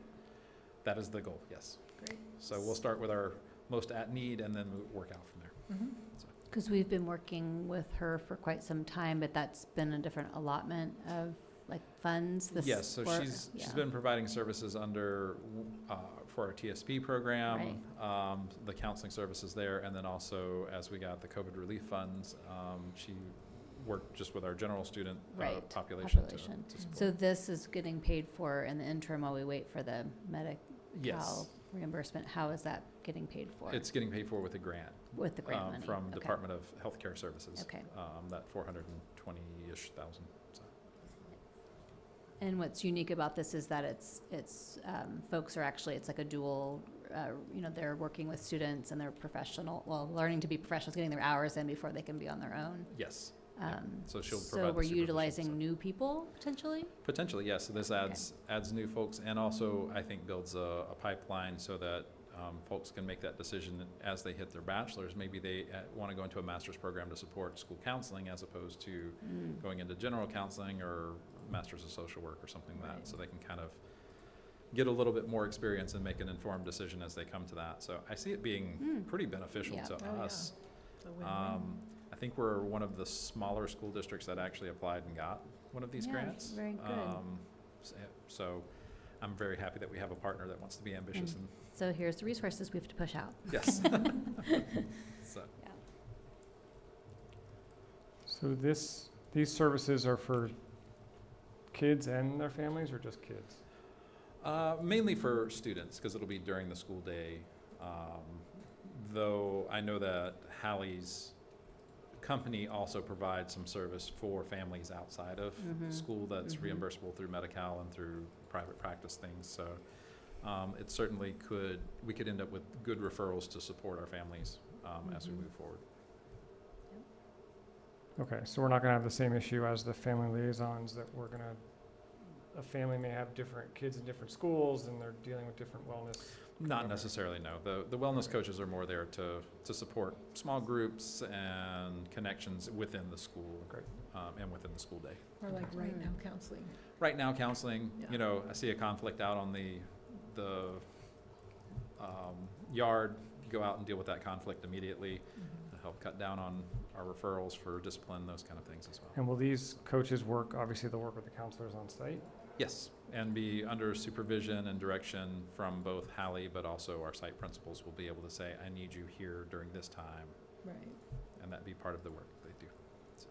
Okay, that's great. it's great, all the kids are getting all this support. Yes. Yeah. It's really good. Happy to see that. We're gonna have to pause. Lillian would like to exit. No way. Oh. All right, well, you'll bring us some leftovers, yeah? Thank you, Lillian. Thanks for staying. Thank you. Yes, thank you. All right, any other questions or comments or public comment? All right, I will entertain a motion. I move to approve the consult service agreement for the certified wellness coaches services with Hallie DeVrill, 2024 through the 2026. And I'll second. All right, roll call, please. Trustee Schneider, Yes. trustee Makala, Yes. trustee Paoli. Yes. The motion carries. Okay, item 10.10, resolution 24-11, declaration of need for fully qualified educators and annual statement of need. Take two. So this is our declaration of need. We did bring this to a special board meeting. Unfortunately, we realized that it had to be passed at a regular board meeting. Okay. And so that is why it is coming back to you at this time. With the approval of this, this allows us to have our permit holders and all of the different ways that we have to work to try to get someone qualified to work in our schools as they're working on their intern credentials, or if we have subs that need to fill in for leaves that are permitted under law, such as our maternity leave or paternity leave, that kind of thing. So. To recognize it. Okay. We've seen it once before. Good. Yes. Okay, So I'm- questions, comments, or public comment? All right, I'll entertain a motion.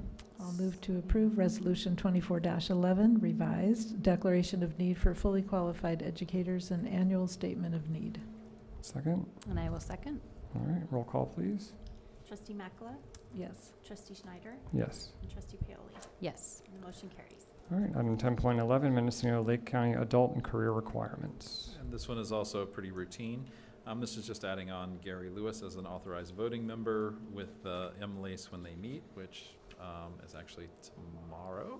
Gosh. So it's very timely as well. And just allows him to be our representative there. I believe it lists me and perhaps Arlissa as backups as well. So we stay in the loop on all of that, but we generally sit in more of a supporting role in most of those situations. So. All right, any questions, comments, or public comment? All right. Okay, I'll entertain a motion. I move to approve the Mendocino Lake County adult and career requirements to authorize Gary Lewis. I'll second. All right, roll call, please. Trustee Paoli, Yes. trustee Schneider, Yes. and trustee Makala. Yes. And the motion carries. All right, item 10.12, 2024-25 Equity Multiplier Funds Proposed Plan. All right, so if you remember, as we worked through the LCAP, we had our goal number 4 that we added on this year. The equity multiplier is something we're learning about as we go along. And all 3 of our alternative ed schools have qualified for the minimum amount of $50,000 a year because they use poverty rates at the school as well as the mobility of students. And because our students are pretty mobile going into and out of those programs, that qualifies them. And that's not unusual up and down the state. That's kind of, I think, where they design some of this funding to support. But for more information with that, Gary has worked hard on this, and I would welcome any ideas you have as far as. Gary. I'm really here just to answer questions that you might have. I mean, although each of the 3 schools is separate, there's a 50,000. What we've done is kind of group the money together because essentially, services impact all students across the board. So that's why it's kind of just broken up as $150,000 amount rather than into the 3 programs. In general, it's sort of split into 2 areas of use. We're looking to, use a significant chunk of it, the majority of it for direct student services, making sure we're providing for art programs, support for the makerspace for the students that are doing that, leaving to learns, field trips, that kind of thing. And then there's a decent chunk set aside for professional development. 2 key areas. One, it's been a few years since the folks that have been around for a while have done the restorative practices training, and then we do have several new staff, so I think it's a good time to bring that back around and get everybody on the same page. And then, again, with the number of new staff, I wanted to set aside some money to get them some PD specific to what we're doing with big picture and that kind of stuff. There is a fairly sizable portion set aside for increasing staffing to provide for career and job readiness. As I think you all know, a big part of what we're doing is internships. And so there's a sort of pre-internship portion to it of getting the students ready and connected with their interests and what they're wanting to do out there. That's currently being taught by the advisors, but we have an opportunity here to separate that out a little bit so that they can use that time of the week to be going out and visiting the students at the internships, and really doing that side of it to make sure that the experiences are high quality. Our current resource teacher is half-time. Her background prior to coming into special ed was actually in workforce development programs. And so we're looking at using some of this money to increase those hours and have her kind of take the lead on that side of it. And then, within some of the line items like the makerspace, some of that also goes towards equipment and supplies for the students as they're working on things in addition to bringing in some folks to support it. But I'm really just here if you have any particular questions about items that are in there. As Joe mentioned, it's sort of tied to goals, and primarily the goals we're looking at are reducing absenteeism, preparing college and career readiness, and just general school culture. And so a lot of these things are about getting the kids engaged and wanting to pursue things. So are you bringing someone, you're going to hire someone to do the makerspace 2 days So we actually previously, we already have worked with some folks that are in these positions. In previous years, we were funding it through CSI funds. That's now expended and gone, so this was like perfect timing to come in. We have a gentleman that we've been working with all last year. He's an experienced fabricator designer. He helped us in setting up the space, and he has connections with the students. And then for the art, we've been working with Sally Rodriguez for a number of years. And so again, it was paid through different funds in previous years. They're no longer available, but now we have the opportunity to use these to provide that and not lose her, which would be a great shame because anybody that's been on campus knows how excited they get when Sally shows up. Great for continuity, so it's Yeah. wonderful. So have you had any parents come to site council to kind of input on what maybe they see the kids needing, or having the kids give input on surveying or what they need in the programs?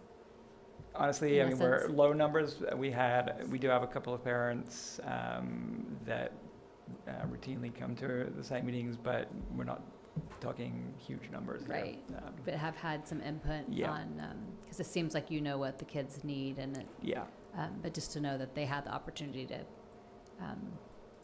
articulate, talk about, what would work better, because I know it's tough to coordinate that out in the field or out in Yeah. the business world and bring it back to school and have it not be too intimidating for them, but it Yeah. takes a person to help that.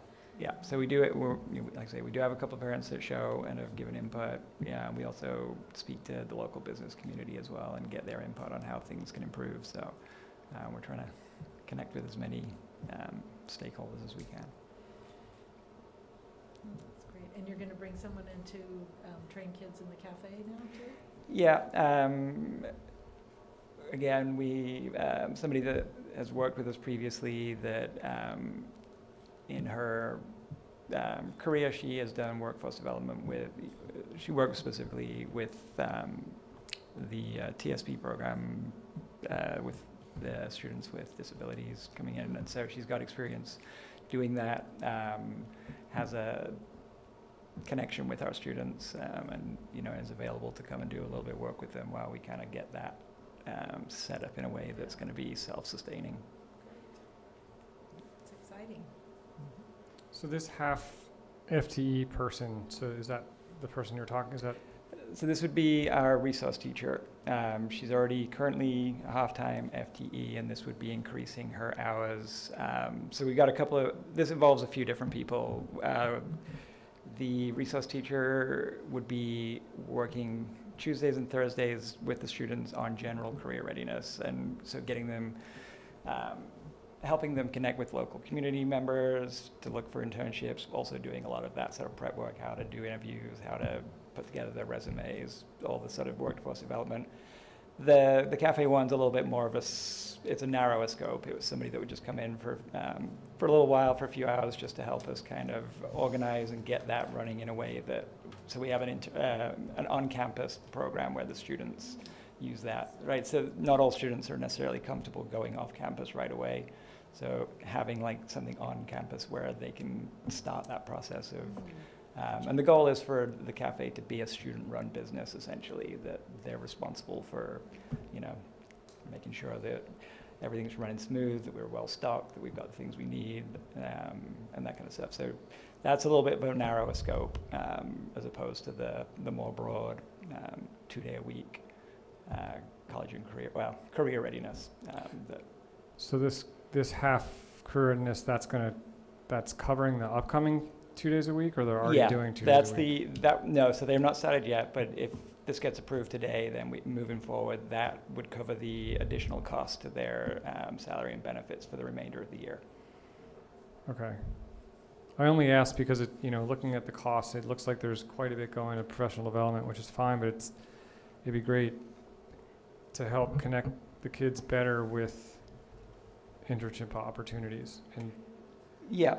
being managing a business in town, I know there's a lot of us looking to host interns. And so that's sort of the knock-on effect, right? By bringing this person in to work with the students specifically on that, the goal is that the advisors then are more able to get out into the community and make those connections, Right. both in terms of checking in on students that are with placements to make sure that they're well supported and that the businesses are supported, but also having time to then do outreach to additional possible sites. So it basically frees up their capacity to do more of that side of the work. Sure. And they will still continue to work individually with their own advisees to find the right place for them. We've struggled, one of the things that we've struggled with resource-wise is how do you get your advisor out to a site when they're also responsible for students that are back at the site, the campus, right? And we've tried a variety of different things. and they've all been imperfect. And this would allow this would make coverage easier because the students would have somebody who wasn't just coming in to cover for a couple of hours while the advisor was out, but was actually had a year-long focus, was preparing the curriculum, was building on what they were doing previously. And so the hope is that will improve the experience on campus for those that are not yet in the internships, but will also improve the experience for those that have already made that step, because now the advisors can work more directly with them. It's also going to improve the experience of the industry partner. Absolutely.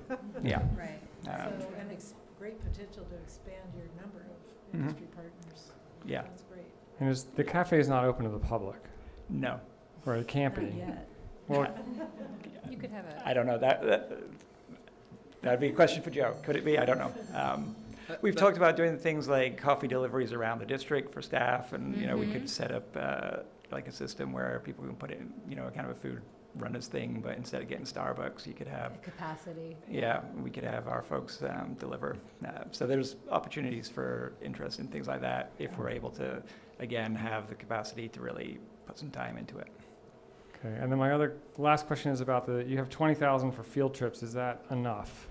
I mean, if we had 200,000 to spend, Of course. I guess the balance between professional development and yeah, field trips. I I guess think that's my. in future years, assuming that this is a continuing fund, and we'll see, we would use less in professional development in future years. The reality is that we've got 2 new teachers out of 4. Third teachers switch positions, and so there's a significant shift in what they're doing. It's necessary. And so it just feels like this year is the time to invest the money there, to set up for future, and then going forward we'll be able to scale back on that and put more into the experiences. 'Cause I'm just a big believer, once kids get out there and see what's out there, man, they're just, they're hooked. Absolutely. They're And I will say inspired that and- this 20,000 is more than we've spent in previous years. Right. So we're increasing That's our great. opportunities, and it's going to be a big difference. But I wish there was Great. more to put Yeah. in there, but that's the reality. Yeah. That's cool. No, I think it's just get them out and get them exposed Yeah. as much as you can, yeah. Yeah. Great. Any other questions, comments? Public comment? No public comment, okay. All right, I'll entertain a motion. I'll move to approve the 2024-25 Equity Multiplier Funds proposed plan. And I second. All right, roll call, please. Trustee Paoli, Yes. trustee Mackler, Yes. and trustee Schneider. Yes. And the motion carries. All right, 10.13, Board Policy and Administrative Regulation Updates from CSBA for June 2024. And of course, you guys are welcome to sit in for the rest or whatever you'd like to do, whatever your pleasure. Thank you. Thank you for sticking with us here. Yep. Good night. So there were a lot Yeah. as I was reading through, and so I don't know if you had any specific questions about anything. Nothing seemed to come up last month when we discussed. Yeah, I think all the questions were addressed to make sure that there were new policy, the employee safety July 1 date is being met through Keenan. And then I think the options were already selected. Yes. Workplace Readiness Week, that's a checkbox. And then we did talk about the language for the regular meeting, but I think we got that addressed. Yeah, just, Okay. I didn't see any other follow-up questions in my notes. And so we are reimbursing candidates this election for We are. statements? Yes. If requested, or is it automatic? Or If requested. if requested? Yes. So we've had 1 request and 1 reimbursement so far. So they all know, obviously, you're letting them know that the funds are available. And I don't know if everyone some people don't choose not to Right, file, right, of course, file A a statement. statement, Right. so, Well, at least it won't be because of cost. yeah, So right. that's the important thing. right. All right, any other questions or comments on these? Any public comment on these? No public comment. Okay, I will entertain a motion. I move to approve the June 2024 Board Policy Administrative Regulation updates. I'll second. All right, roll call, please. Trustee Makala, Yes. Trustee Schneider, Yes. and Trustee Paoli. Yes. The motion carries. Just closed my agenda, sorry. Closed the wrong window. Hold on one second here. So now we're at, before we move to item 11, did you want to, We do have one non-agenda item of public comment from Mr. Frey Barty. sorry? Mr. Frey. Mr. Frey Barty. I'm right here. You have 2 minutes. Awesome. So I just heard you guys talk about the phone issue, and it's actually being discussed, or was discussed, at the Mendocino board meeting, and I already had some comments there. So I wanted to read them here and just try to give the other perspective to the very positive towards this pouch thing, because I think that we lose a lot through it. So let me just pull up my notes here. So the first thing you will probably hear if you continue this from parents, that they're worried about social media use, they're worried about these things at home. That's a very different issue than at the school campus. At the school campus, people are not using their phones necessarily on social media to the same degree that they are at home. That addiction is at home. That what they're using their phones on campus or in class, if that's what you're worried about, that's texting employers, that's texting club leaders, that's texting their parents about different issues, and that's all that I've ever really seen. Except for in classes where teachers aren't doing a good job with their discipline, which is something that we can just say that that's the problem and not the policy, because if the policy is we take phones away if we see them in class, if teachers aren't executing that, that's not a reason to go to pouches, that's a reason to talk to those teachers. The other thing is that a lot of classes, I don't know about your school, but at least in my school, physics, for example, we're studying kinematics, the movement of objects. We're going to record a slow motion video and see where that object is on the ruler at the time. In like video production or something, we might go out and shoot in our phones. Or in woodshop, we're going to do math or whatever it is that our phones are going to be useful for, and it represents a huge barrier to teachers if they don't have access to that as easily, because I've seen it happen a lot.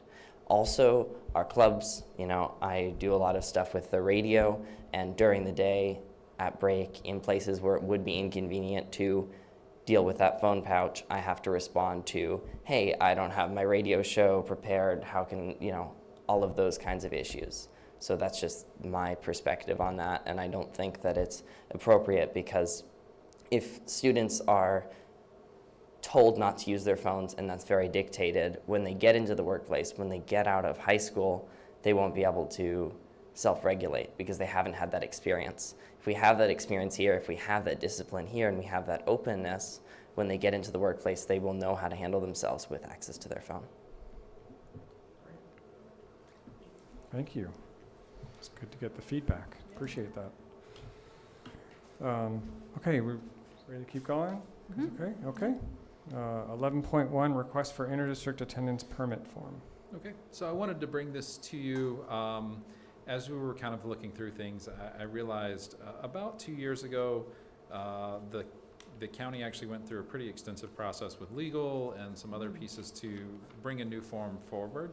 And for whatever reason, we didn't adopt that as a district at the time. I don't know if it was because it was as I was transitioning in. We were hiring. Maybe it just kind of fell through the cracks as we were doing that. I would like to suggest that we move forward with this form. We can look at it, but it does meet all of the legal requirements as well as matches our policy pretty well through as I'm looking at it. I think one of the pieces that I really like about this form that's not on our current form is that it doesn't just open-endedly ask the parent what the concern is. It actually lists out the things that are listed in our policy that would be considerations that we would need to have.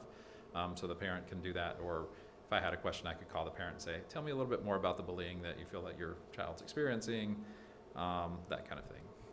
So it just gives us a little bit more information about the student as they're coming in to make sure that we can offer the proper supports and make sure that their placement is as successful as possible. I don't think we have necessarily flat out denied any interdistrict transfer requests as long as we have room in a program and it doesn't have an impact on generally Generally, the biggest area we've had is around special education. If we have significant services that are connected to a student, that becomes cost prohibitive for the district. So we figure out some other ways to be able to serve that student in conjunction with their home district. So It seems like a much more comprehensive form than we had prior to this, and a lot more informative for the parents. So when they look at it, they have a better idea of if it's even a possibility. right. Yeah. it's And I much like better. the parents' rights and duties on the back. Mhm. Right, that's And more- terms and conditions. It spells that out a little better than our current form does. And Yeah. so I think it's pretty good. And like I said, it's been run through legal and meets the current standards. Apparently working for the last 2 years for other schools. It has, yes. I think it's us and maybe Mendocino are the last two holdouts with forms Mm. that don't align to this. So Mm, So hopefully they had it on their board tonight too. we'll see. right. Because I What- think, well, I think it was the form, I mean, we used to, well, when I first came on the board, it was approved by the board. I mean, every one of them, we saw every one of them. And so it was, the form, I guess, was lacking because it seemed like we had to kick them back because there wasn't enough, backup. So I think this will cover that. Make sure that it's complete and we know the reason so that it is documented or whatever's going on so that it seems like this might cover it. And what other districts do we have agreements with? We get every once in a while one from Willits. Most of the time it's with Mendocino. Just what I'm saying. Not Point Arena. We've gotten, I think, a couple of Point Arena as well. Most of the time that's students whose parents work here in Fort Bragg and they drive up or whatnot. Do we ever get any requests for outside county? Transfer? No, not since I've been here have we had any outside the county. Is that allowed? It's, I don't know how they get yes, I here. mean, there's no prohibition against them being outside the county necessarily, but again, I think our geographic location just Right. No, yeah. there's precludes that. parents live. I know when I was in Lakeport, we did have students who would come over, like, say, from Ukiah, because their parent might work in Lakeport, and Yeah. that kind of thing, so, Okay, so you'll bring this back yes. for approval. Mhm. Okay. 11.2, 2025-26 proposed academic calendar. And so I apologize that our first one didn't have the 25-26 tab be the first thing that came up on that, so we made that adjustment. But we do have both this year and next year's proposed calendar, so you could kind of float back between the two to see the changes. It's pretty similar to what we have going on this year. As it's not a leap year, so things don't get pushed around and get a little weird. And there really isn't much fudge room with the contract language, really. I mean, what are we looking at as an Pretty option? much the snow day, huh? March Yeah, I 16th. think really our, Just that one day yeah, floater, that emergency closure day that we have in March. and then November 1, Yeah, and where we would put the, no, the 3rd. And you've decided November 3rd for professional development, not instead of the 31st. yes, I think it might be a little distracting for folks on Halloween for that.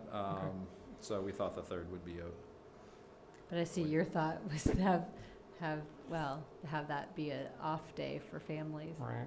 I guess my Interesting other thought. question is, It's a noise falling in. the contracts, do they determine that professional day is always the beginning of November?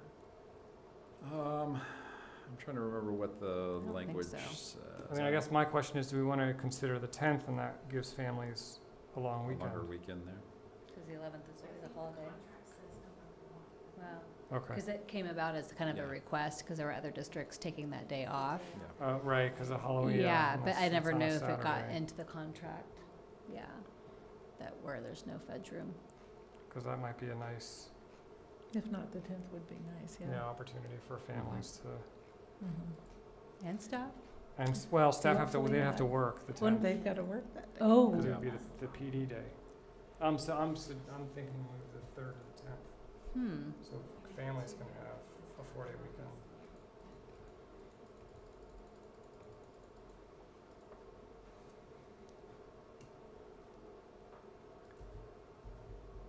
They'll might recover some ADA too, because there's probably there's probably several.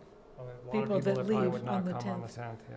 I mean, that, you know, for the students that are already gonna be going that day, because the parents are going 4-day weekend. Mhm. Perfect. Well, and Yeah. it's interesting, talking about attendance and whatnot, is that I have been reading the legislature, they're actually kind of thinking about that whole concept of enrollment instead of ADA payment. But then now they're throwing it out, like, I don't think they're going to change anything, because it'll take forever. But they're like, well, then they won't show up. Like, then there will be no tie-in to attendance. But I'm thinking, I don't think that the kids care either way. Yeah, Like, did they No, really and- think? and I the think kids on- care about that? It says the first workday in November. Oh, it does. Okay, okay, so there it is. so Yeah. that's another thing in the contract. Yes. That somehow that got, Okay. oh, First Yeah. workday in November. anyway. There you have it. Okay. All right, so no- this no is the pets room. This is the second best. time you're bringing it, right? Yes. and So it'll be on agenda for next time. Yes. All right. Item 11.3, Board of Trustees Governance Calendar. I asked for this to be on. I know we've looked at this a couple times. I know we're not all here today, but it'd be great to, if this is the way we want to move forward. I don't even know if we've had that discussion yet. Not really. We didn't get to it at our last meeting. So I don't know if we want to table it till all of us are here, or if either of you or any of us have any feedback at this point for the calendar. I can So- just tell you, I really like it, but I won't be here. Yeah, I like it too. But And I I- do like it. I think it is way easier to work with, and as board president, I think it's Mm-hmm. And much it's- nicer. Yeah, and it's good for the public too to see kind of what we're tracking when we're talking about Mhm. items, so that they can be like, okay, you know, in January I'm gonna have to look at the agendas because I have an opinion on, you know, whatever. Right. And the only thing I did see that we could add in advocacy is we do Legislative Action Day, Oh, yeah. or week, I guess it's now a week, Mhm. or isn't it called a week? And then Pacer meetings we were doing, but that's Right. advocacy, and anytime we meet with our Pacer. Pacer, they talk about student advocacy. Of course, And that then- could be in every month. Yeah, and then our, when we attend AEC, that's advocacy and community relations, which maybe Mhm. that's in there already. Nope. So, I think just my feedback is consistently putting whether an item is action, information discussion, public hearing, because some of Mhm. them say, some of them don't, so just, Right. just Good really point. being clear, yeah. I like whether it's that. consent, so that as we're That's true. all preparing the And new, agendas. and a new person new, come yeah, on as a yep. role, you know, president, like the 10-day notice for instructional material and fund insurance, it's a regular meeting. And then the first job area Okay. is blank. I didn't First know the job area. I didn't know if there was something supposed to, if that's just a miscellaneous, First job area. first, Oh, sorry, it's part of student learning and achievement. Yeah, I was I gonna got say, you. I guess Okay, it's- sorry I was about gonna that. wait, I'm sorry, I was on I'm like, page, what is job area? I was on page 2. Okay. Yeah, looking Right, at it just as you blank. said it, Student Yeah. learning That's and what you're talking about. achievement, there's a lot of that area. Of course, Yeah. yeah, Yeah. yeah. But we So could we- add like we that area can- continued or something like that, so. I can adjust the format so that it appears on the page that it should be. So that SLA should be here. And then the last SLA. thing is to have a section for workshops, which are not technically a part of our, well, they're part of our calendar. Traditionally, Like kind of when we've had some what core workshops. ones. Yeah. And I think I had, I don't know if it was in here, the equity work, like when we're supposed to, well, I guess that would be workshops, but I think we wrote it, equity updates to action calendar. And just to keep that quarterly equity walks and updates.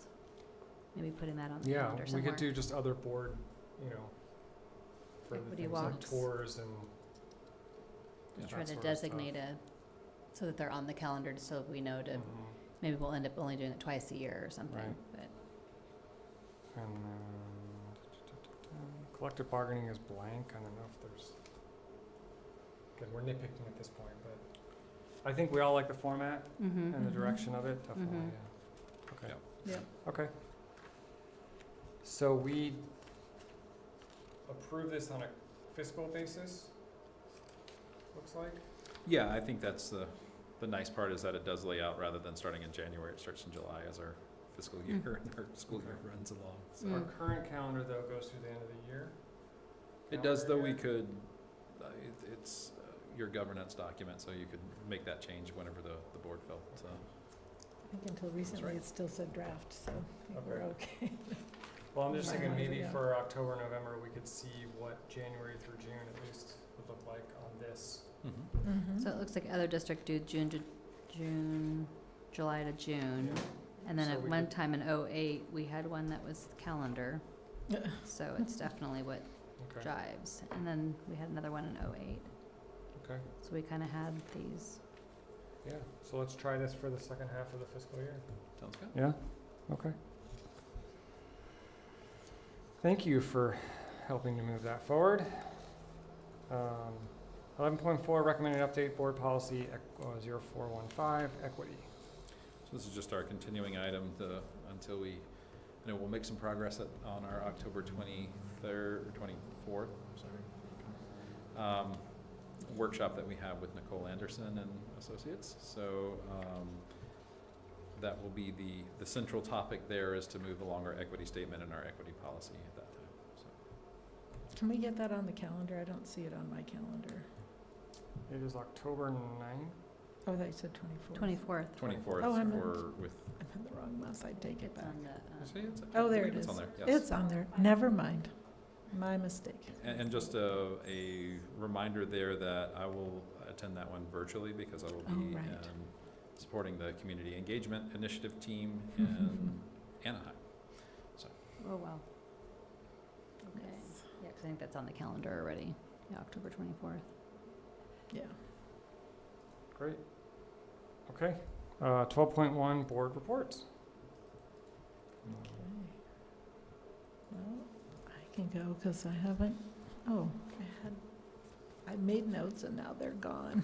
God, how do I do this? Anyway, I've finished my Keenans. I was very Yes. excited for the last time after 30-plus years. Okay, anyway, that's just in my mind.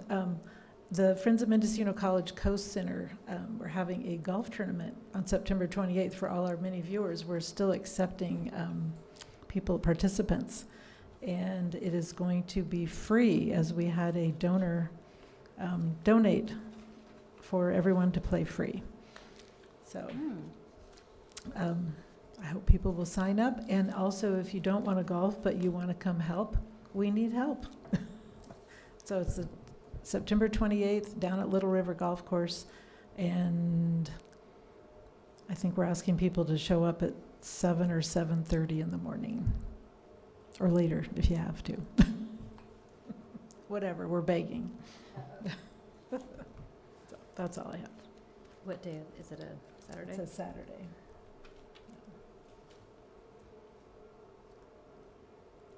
Would you like to join us? I might be able to help. Oh, great. I'm not a golfer. No, we don't need you to golf. We need help. Oh, that'd be great. Thank you, Diana. Yeah. And I could do an early 7 a.m. Okay. So I attended a Vibrant Health and Wellness Council on Tuesday, and the group's so large, they're going to be moving to 306. But just wanted to shout out for all the pieces that go in to have a walk, bike, and roll to school on Wednesday, October 9th. I think everyone will start gathering at 7:30 a.m. before school. And it's really fun, but it is kind of mind-boggling how many pieces there are to do that. So when kids say, let's do this every day, it's a big deal. So if you can show up and be a body to help kids walk to school safely, it's pretty fun to see them out. And then you actually feel like refreshed because you got that cold chill in your face as you're going back to work. And I wanted to also, I saw for the first time CSBA pushed out a September policy update, like a webinar. And so if you're interested in listening to the the legal behind-the-scenes stuff. I just thought it was nice that they pushed it out, because a lot of times they have services, but they don't push it out, and we're all busy. We don't have time to go see what they have to offer, so it was nice. And then upcoming meet and greet in Casper, since we have a couple of seats that people are running for. There's 3 candidates running for 2 seats on the school board, and hopefully they'll be there, so we can ask them questions. Meet and greet, Casper, 5 to 7 on a Friday. So it's the last Friday of the month. And it's actually pretty fun, because you see all the players, and you can ask questions, and it's very casual. There's no speeches or anything, and so it's just mingling, and it makes for a nice forum that way, or gathering. So a couple of things I've already talked about. One is just the feedback I've gotten from the middle school with no phones, and again, the high school I appreciate the comments, though, of possibly doing it there. Counseling services, talked about that already. I've been getting some feedback on that. The new lights in the stadium look great. Attended the football game the other day, and yeah, they look really nice. Other than that, I've just been hearing some positive things about the start of the school year from families and kids, except for some scheduling issues and assignment issues of teachers. But those are all minor things that can get worked out. But yeah, just want to commend the staff on a roaring start to a new school year. And especially all the administrators going above and beyond and filling in holes that normally aren't there. So thank you for that. And just to comment on the stadium lights, as nice as they look, that's still only on, I think, 70 or 75% brightness. So we could actually get brighter if we needed to. I don't Light think 'em we up, need to. So They were bright. they're bright. Yeah, no, that's So you great. could Even with reduce it kind of it? being a little bit foggy last Friday night, it seemed like it did Wow. well. And I think our neighbors are so happy that their field is no longer lit up at night where you can see all the deer moving through. So it's a different type of lighting, so it's Yes, not as much more direct. far-reaching, yeah. Spotlight instead Like- of, yeah. And they just look cooler. Yeah, they do. They're just Well, that's important. Well, they were everything up much nice. smaller. I just want to know if they can turn purple and Ooh. red and. if No, they no, can't do all the change those colors, colors. but we're getting a controller that will allow us to do things like go into paparazzi mode whenever there's a touchdown or something. So, Oh. those, Yeah, that's neat. that was like There an you extra go. $200 that the Sports Foundation was like, Do it. yeah, so let's absolutely do that. So. That's great. That's funny. Okay, so moving on to advanced planning. In the first item, we do have 3 special meetings. On the 18th is a budget workshop. On the October 3rd is curriculum adoption, and the 24th is our equity. In talking to the superintendent, I am proposing combining the one on the 18th and the 3rd, as we don't believe each item will take more than an hour. And we do it on the 18th, so Wendy was still here as part of that budget workshop. She's like, But we're proposing a 5 to 7, a 2-hour workshop on the 18th to combine both topics. And that's just the proposal, just so we don't have so many yeah. meetings. I think that's a great idea. Everyone, yeah? It should be fine, but I guess check with the other course. board members Yeah. just to double check. Renee, if you don't mind, if you could do that. Because I don't know how they all came about, really, I mean, besides the Okay. need. Because that is, what day of the week? Is that Thursday? It is Wednesday next week. next Wednesday. Yeah, next Wednesday. Yeah, so everyone should be available. And then, Well, we were gonna do a 5 to 7 anyway with that one. But you think an hour is all you need, Wendy? I'm not sure. I sure guess, what you want. Jamie, I do don't you know have what any, you I mean, wanna do you have look any, at. this was I think we initially asked for this just so you could give us a rundown of the budget and kind of, When we could have our last- first conversation, and if Wendy was there.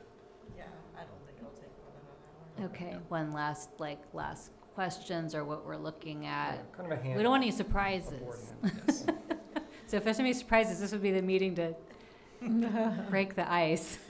And I guess we should check with, I think Kathy was one of the spearheading for the curriculum adoption, so I want to make sure Yes. that she feels like an hour is enough time for that. And if we need to keep them split, that's fine too. We Well, just thought- yeah, I mean, I like the idea, and I think if we got the policies, which I think I have with me, For curriculum. yeah, I could actually give you, well, you have access to this, obviously, but this was also, we could put this on, the CSBA has an actual, they just released it, May 31, 24, all about instructional material adoptions. So that might be nice to attach as supporting link. Great. Just if we get it out sooner, then we'll be more prepared. Mhm. Yeah. But you want me to check with Kathy to make sure that she's good with the switch? With combining. Moving Yeah. the 3rd of October To the 18th, just combining the two. And I'm happy to, I mean, she's busy the next, I hate to interrupt her. 10 days. Frees up one meeting. Yeah, okay, It's okay, I have some other things I have to reach out. okay, perfect. But then October 3rd might be a better day for her because her Right. husband may But not. then Wendy wouldn't be available. Right.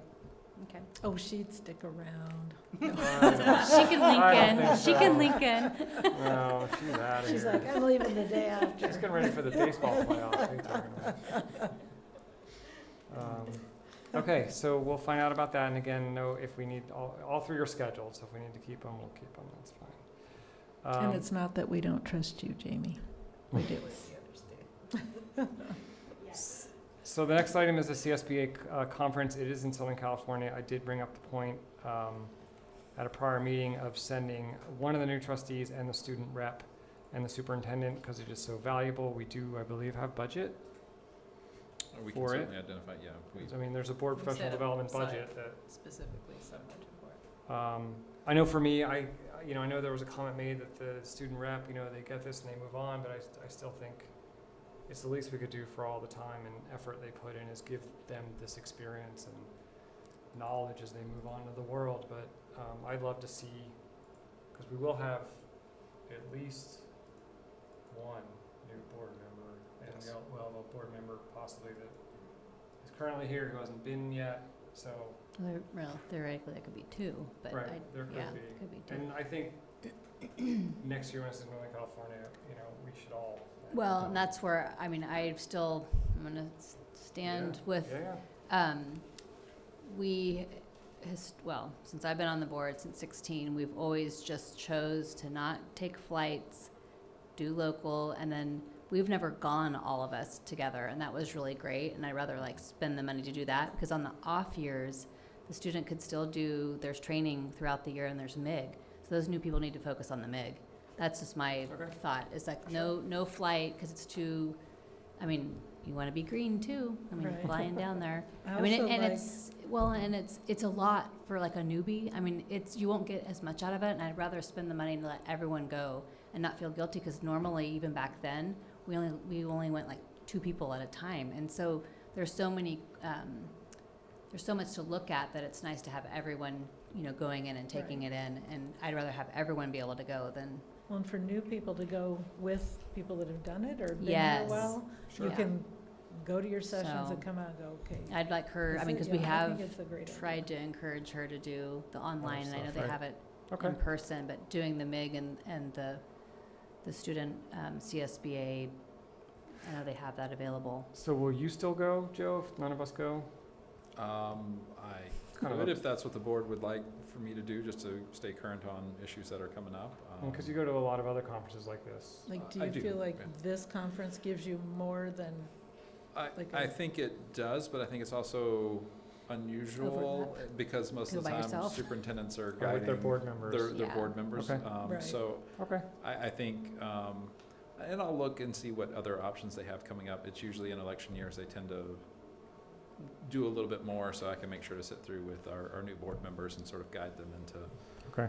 some things that will, or new board member, and make sure that they have access to those, and also have and this is how that relates to what we're doing in the district, What because this means. Right. sometimes without relevance, it's just kind of hanging out there, as you all know, as you come on. It's a lot of information. right? Sure. That was super helpful for me. My first year was attending the new board member workshop Yes. with the Yes. superintendent. Yes, It was yes. incredibly helpful. Good. Yes, Okay. or like a seasoned board member, but Right. it would be better to have the superintendent go, because then you could exactly go, do we do this? Right. Because you're thinking, do we do this? What does this look like? No, because you and I did it together. Yeah. We didn't have the Right, so superintendent. it would be. But at least I'd been in the district, because Right, you were a staff I member, knew so you a kind of little knew the lingo, didn't but know I anything think. about being a board member, but Mhm. Okay, so I'm hearing that, feedback is to pass, which is fine. But yeah, there are other trainings you can do Yeah. on that off year. And then I guess in December, we'll talk about those sorts of things, new board member trainings and MIG and all that sort Yep. of stuff. We'll have that Okay, ready. okay. The next item, 12.3, again, I asked to be on here so we could visually kind of see what the proposed Google Drive will look like. This is really just for thoughts, comments, Mhm. so we can implement. And I would say at this point, I don't know if as a group, if you just want to send feedback about the folders and Yeah. things. I or- think, I think it looks like a very good start, and Okay. it's all central Mhm. located, and since you're the owner and builder of it, it won't be scrambled or lost. I I think that was the would- problem with. Yeah. I would go ahead. No, I was just gonna say the way a shared drive works, it's a lot different than a shared folder. Mhm. Right. These are items you can make shortcuts from them to other things Right. that you might use daily or in other things. But it's a very small group of people that can access everything in there and put things in there. But it stays as kind of a secure location. Right. Stays put. I would recommend you have the Brown Act be one of those, especially with the new people Mhm. coming on. I would have appreciated it when I was. It's a subfolder in governance, but I can move it out and make it its own. I just think so they can access this, Mhm. really Yeah. quickly and not have to think, what would it be in? That's thinking. And also possibly one for just board policies? Well, because the policies are all housed online. Oh, right, yeah, we don't really need a folder. Okay, Or you mean just like the 8,000 series? yeah, You mean the board, well, we got one We for have bylaws. bylaws. yeah, Yeah, right that's here. fine, the yeah. board bylaws, I think are. in Because the there. policies are Mhm. too big and too much of a living Mhm. document. Well, and to- they change so often. Right. I could do sort of read this first Mhm. and have a link. Or maybe to a the folder where we policy. put you put all the summaries for each time we kind of look at and, like, Oh, like an archive of the summary sheet. yeah, so that we can look at, well, last September, or last time we looked We at looked this, at these were the that. options, and this was No, highlighted, that's a and, good idea. okay. Okay. You could put a link to the board policies at the top, then people Yeah. can Correct. go straight to it that way. And we could put an idea of an overview of sort of this is how the policies are organized, top to bottom, from the zeros to the Yep, the way through. that looks great, Yeah. nice. There's something to be said for keeping So what's the Yeah. process for moving over to this? it. None, you guys are all collaborators in here. So this is live? It's live. For you guys, it's live. If you go to Drive, and go, I can show you right now if you want. If you go into Drive,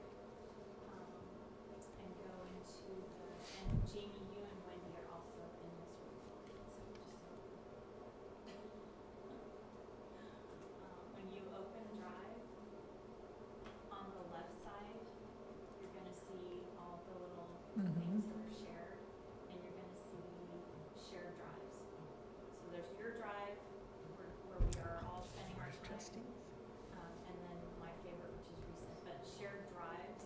So when you click on shared drives, what you guys will see is only That one. this one. And this is all board members, me, Joe, and our CBO. And right now we have two, so you both have this. So when you open this is where everything is. So are the process for transferring everything over from our current folders to the drive? That, I have not really started that. There's a few new things in here. Okay. But for instance, under budgets, when I start moving things in, it'll be categorized. I believe the best way to do it would be by year. Mhm. And then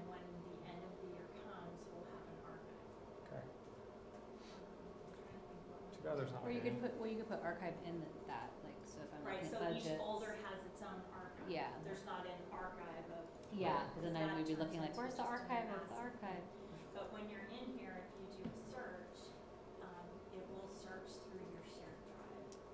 Just in the drive, yeah. the shared drive. I'm trying to figure out which one of these has subfolders. There you go. Okay, so there's a few things in here already. Okay. But the archive folder, the archive will be a separate folder in each of these. So, and the great thing about a shared drive is that one change changes it for all. And because this is a small group, if people have, Do we all have Preference? permissions to do? you all have permissions, and the beauty of Drive is that if you accidentally do something that you really don't want to do, and you can't figure out how to get back to where you started, just call me, because I can go back in the record. There's a way to go back and find. See what happened, who did it? Well, I wasn't gonna say that, but you can't, You moved the I mean, it calendar. takes a lot of, if Ari were here, he would say it takes a lot of skill to ruin something in, Yeah. I mean, Really? you gotta be, you actually You have to gotta be work really at it, huh? really highly skilled to screw it up, so. But right now, this is what's here, this is But the no- document that I created But tonight. someone could pull something out of it or not? No. So that structure stays in, That structure stays in there. which is good, because that was You the can- problem, I think, like, I don't want that in there, and you dump it, and then someone else can't see it. Or people would change permissions on things. Right. I think permissions were always kind of a challenge. So then it pulled it out as you moved it? Right. If Okay. you want to make a shortcut to something in here, it will do that as long as you're using your FUSD. Mm. And if you run into something you're trying to do and it seems like it should work and it just doesn't seem to be for whatever reason, then let me know. We'll figure out what the whole is. It looks great. So I is think there it's a a good start. time you want us to officially move? Because I'm still using all the old folders, because that's where a lot of stuff is. If Mhm. you're using stuff in folders and you like the folder, let me know and just say, can you move everything in this folder? I want all this somewhere, or if you find you're only using like 10% of something in a folder, that's not enough. Okay. Or if there's stuff not in here that are in the other one, Okay. Yeah. I think You we'll have know. permission to move things into this, Okay. yeah, so, but I understand if you know these either. Well, I figured that you were gonna move that stuff I that's am. current in there, and then we kind of use it, and then we Yeah. kind of like, They'll have feedback. maybe when we email, I say, hey, I just moved the, we don't have the agenda setting calendar in there, and I just moved it in, like if we just do that, Something's missing and I put it in. Yeah. Or, just let people Mhm. know. yeah, so if you're looking for something and it's not here and it should be, or if I put something in and you're like, we don't need that, just get rid of that, that's somewhere else, Okay, that's it. great. Yeah, this will be an ongoing feedback, Live regular. drive.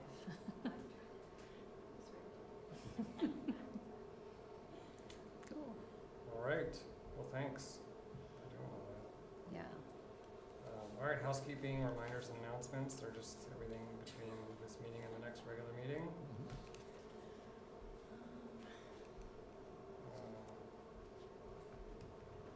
What agenda there you wanna go over?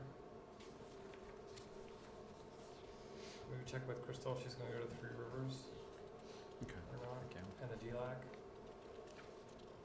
That's, She generally makes time for the DLAC for sure, as long as she's not out of town or anything, right. so. But we'll make sure to send those two to her. And where is that meeting? DLAC is usually in this room.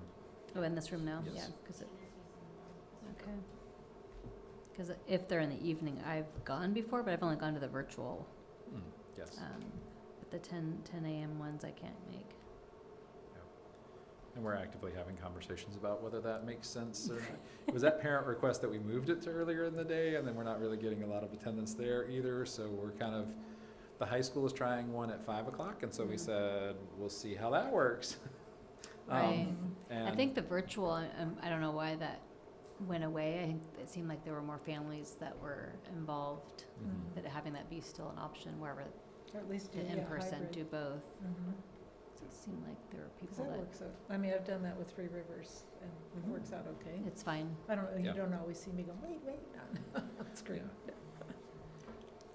But I'm sure Tina would be watching the screen carefully. Okay. Anything else? Great.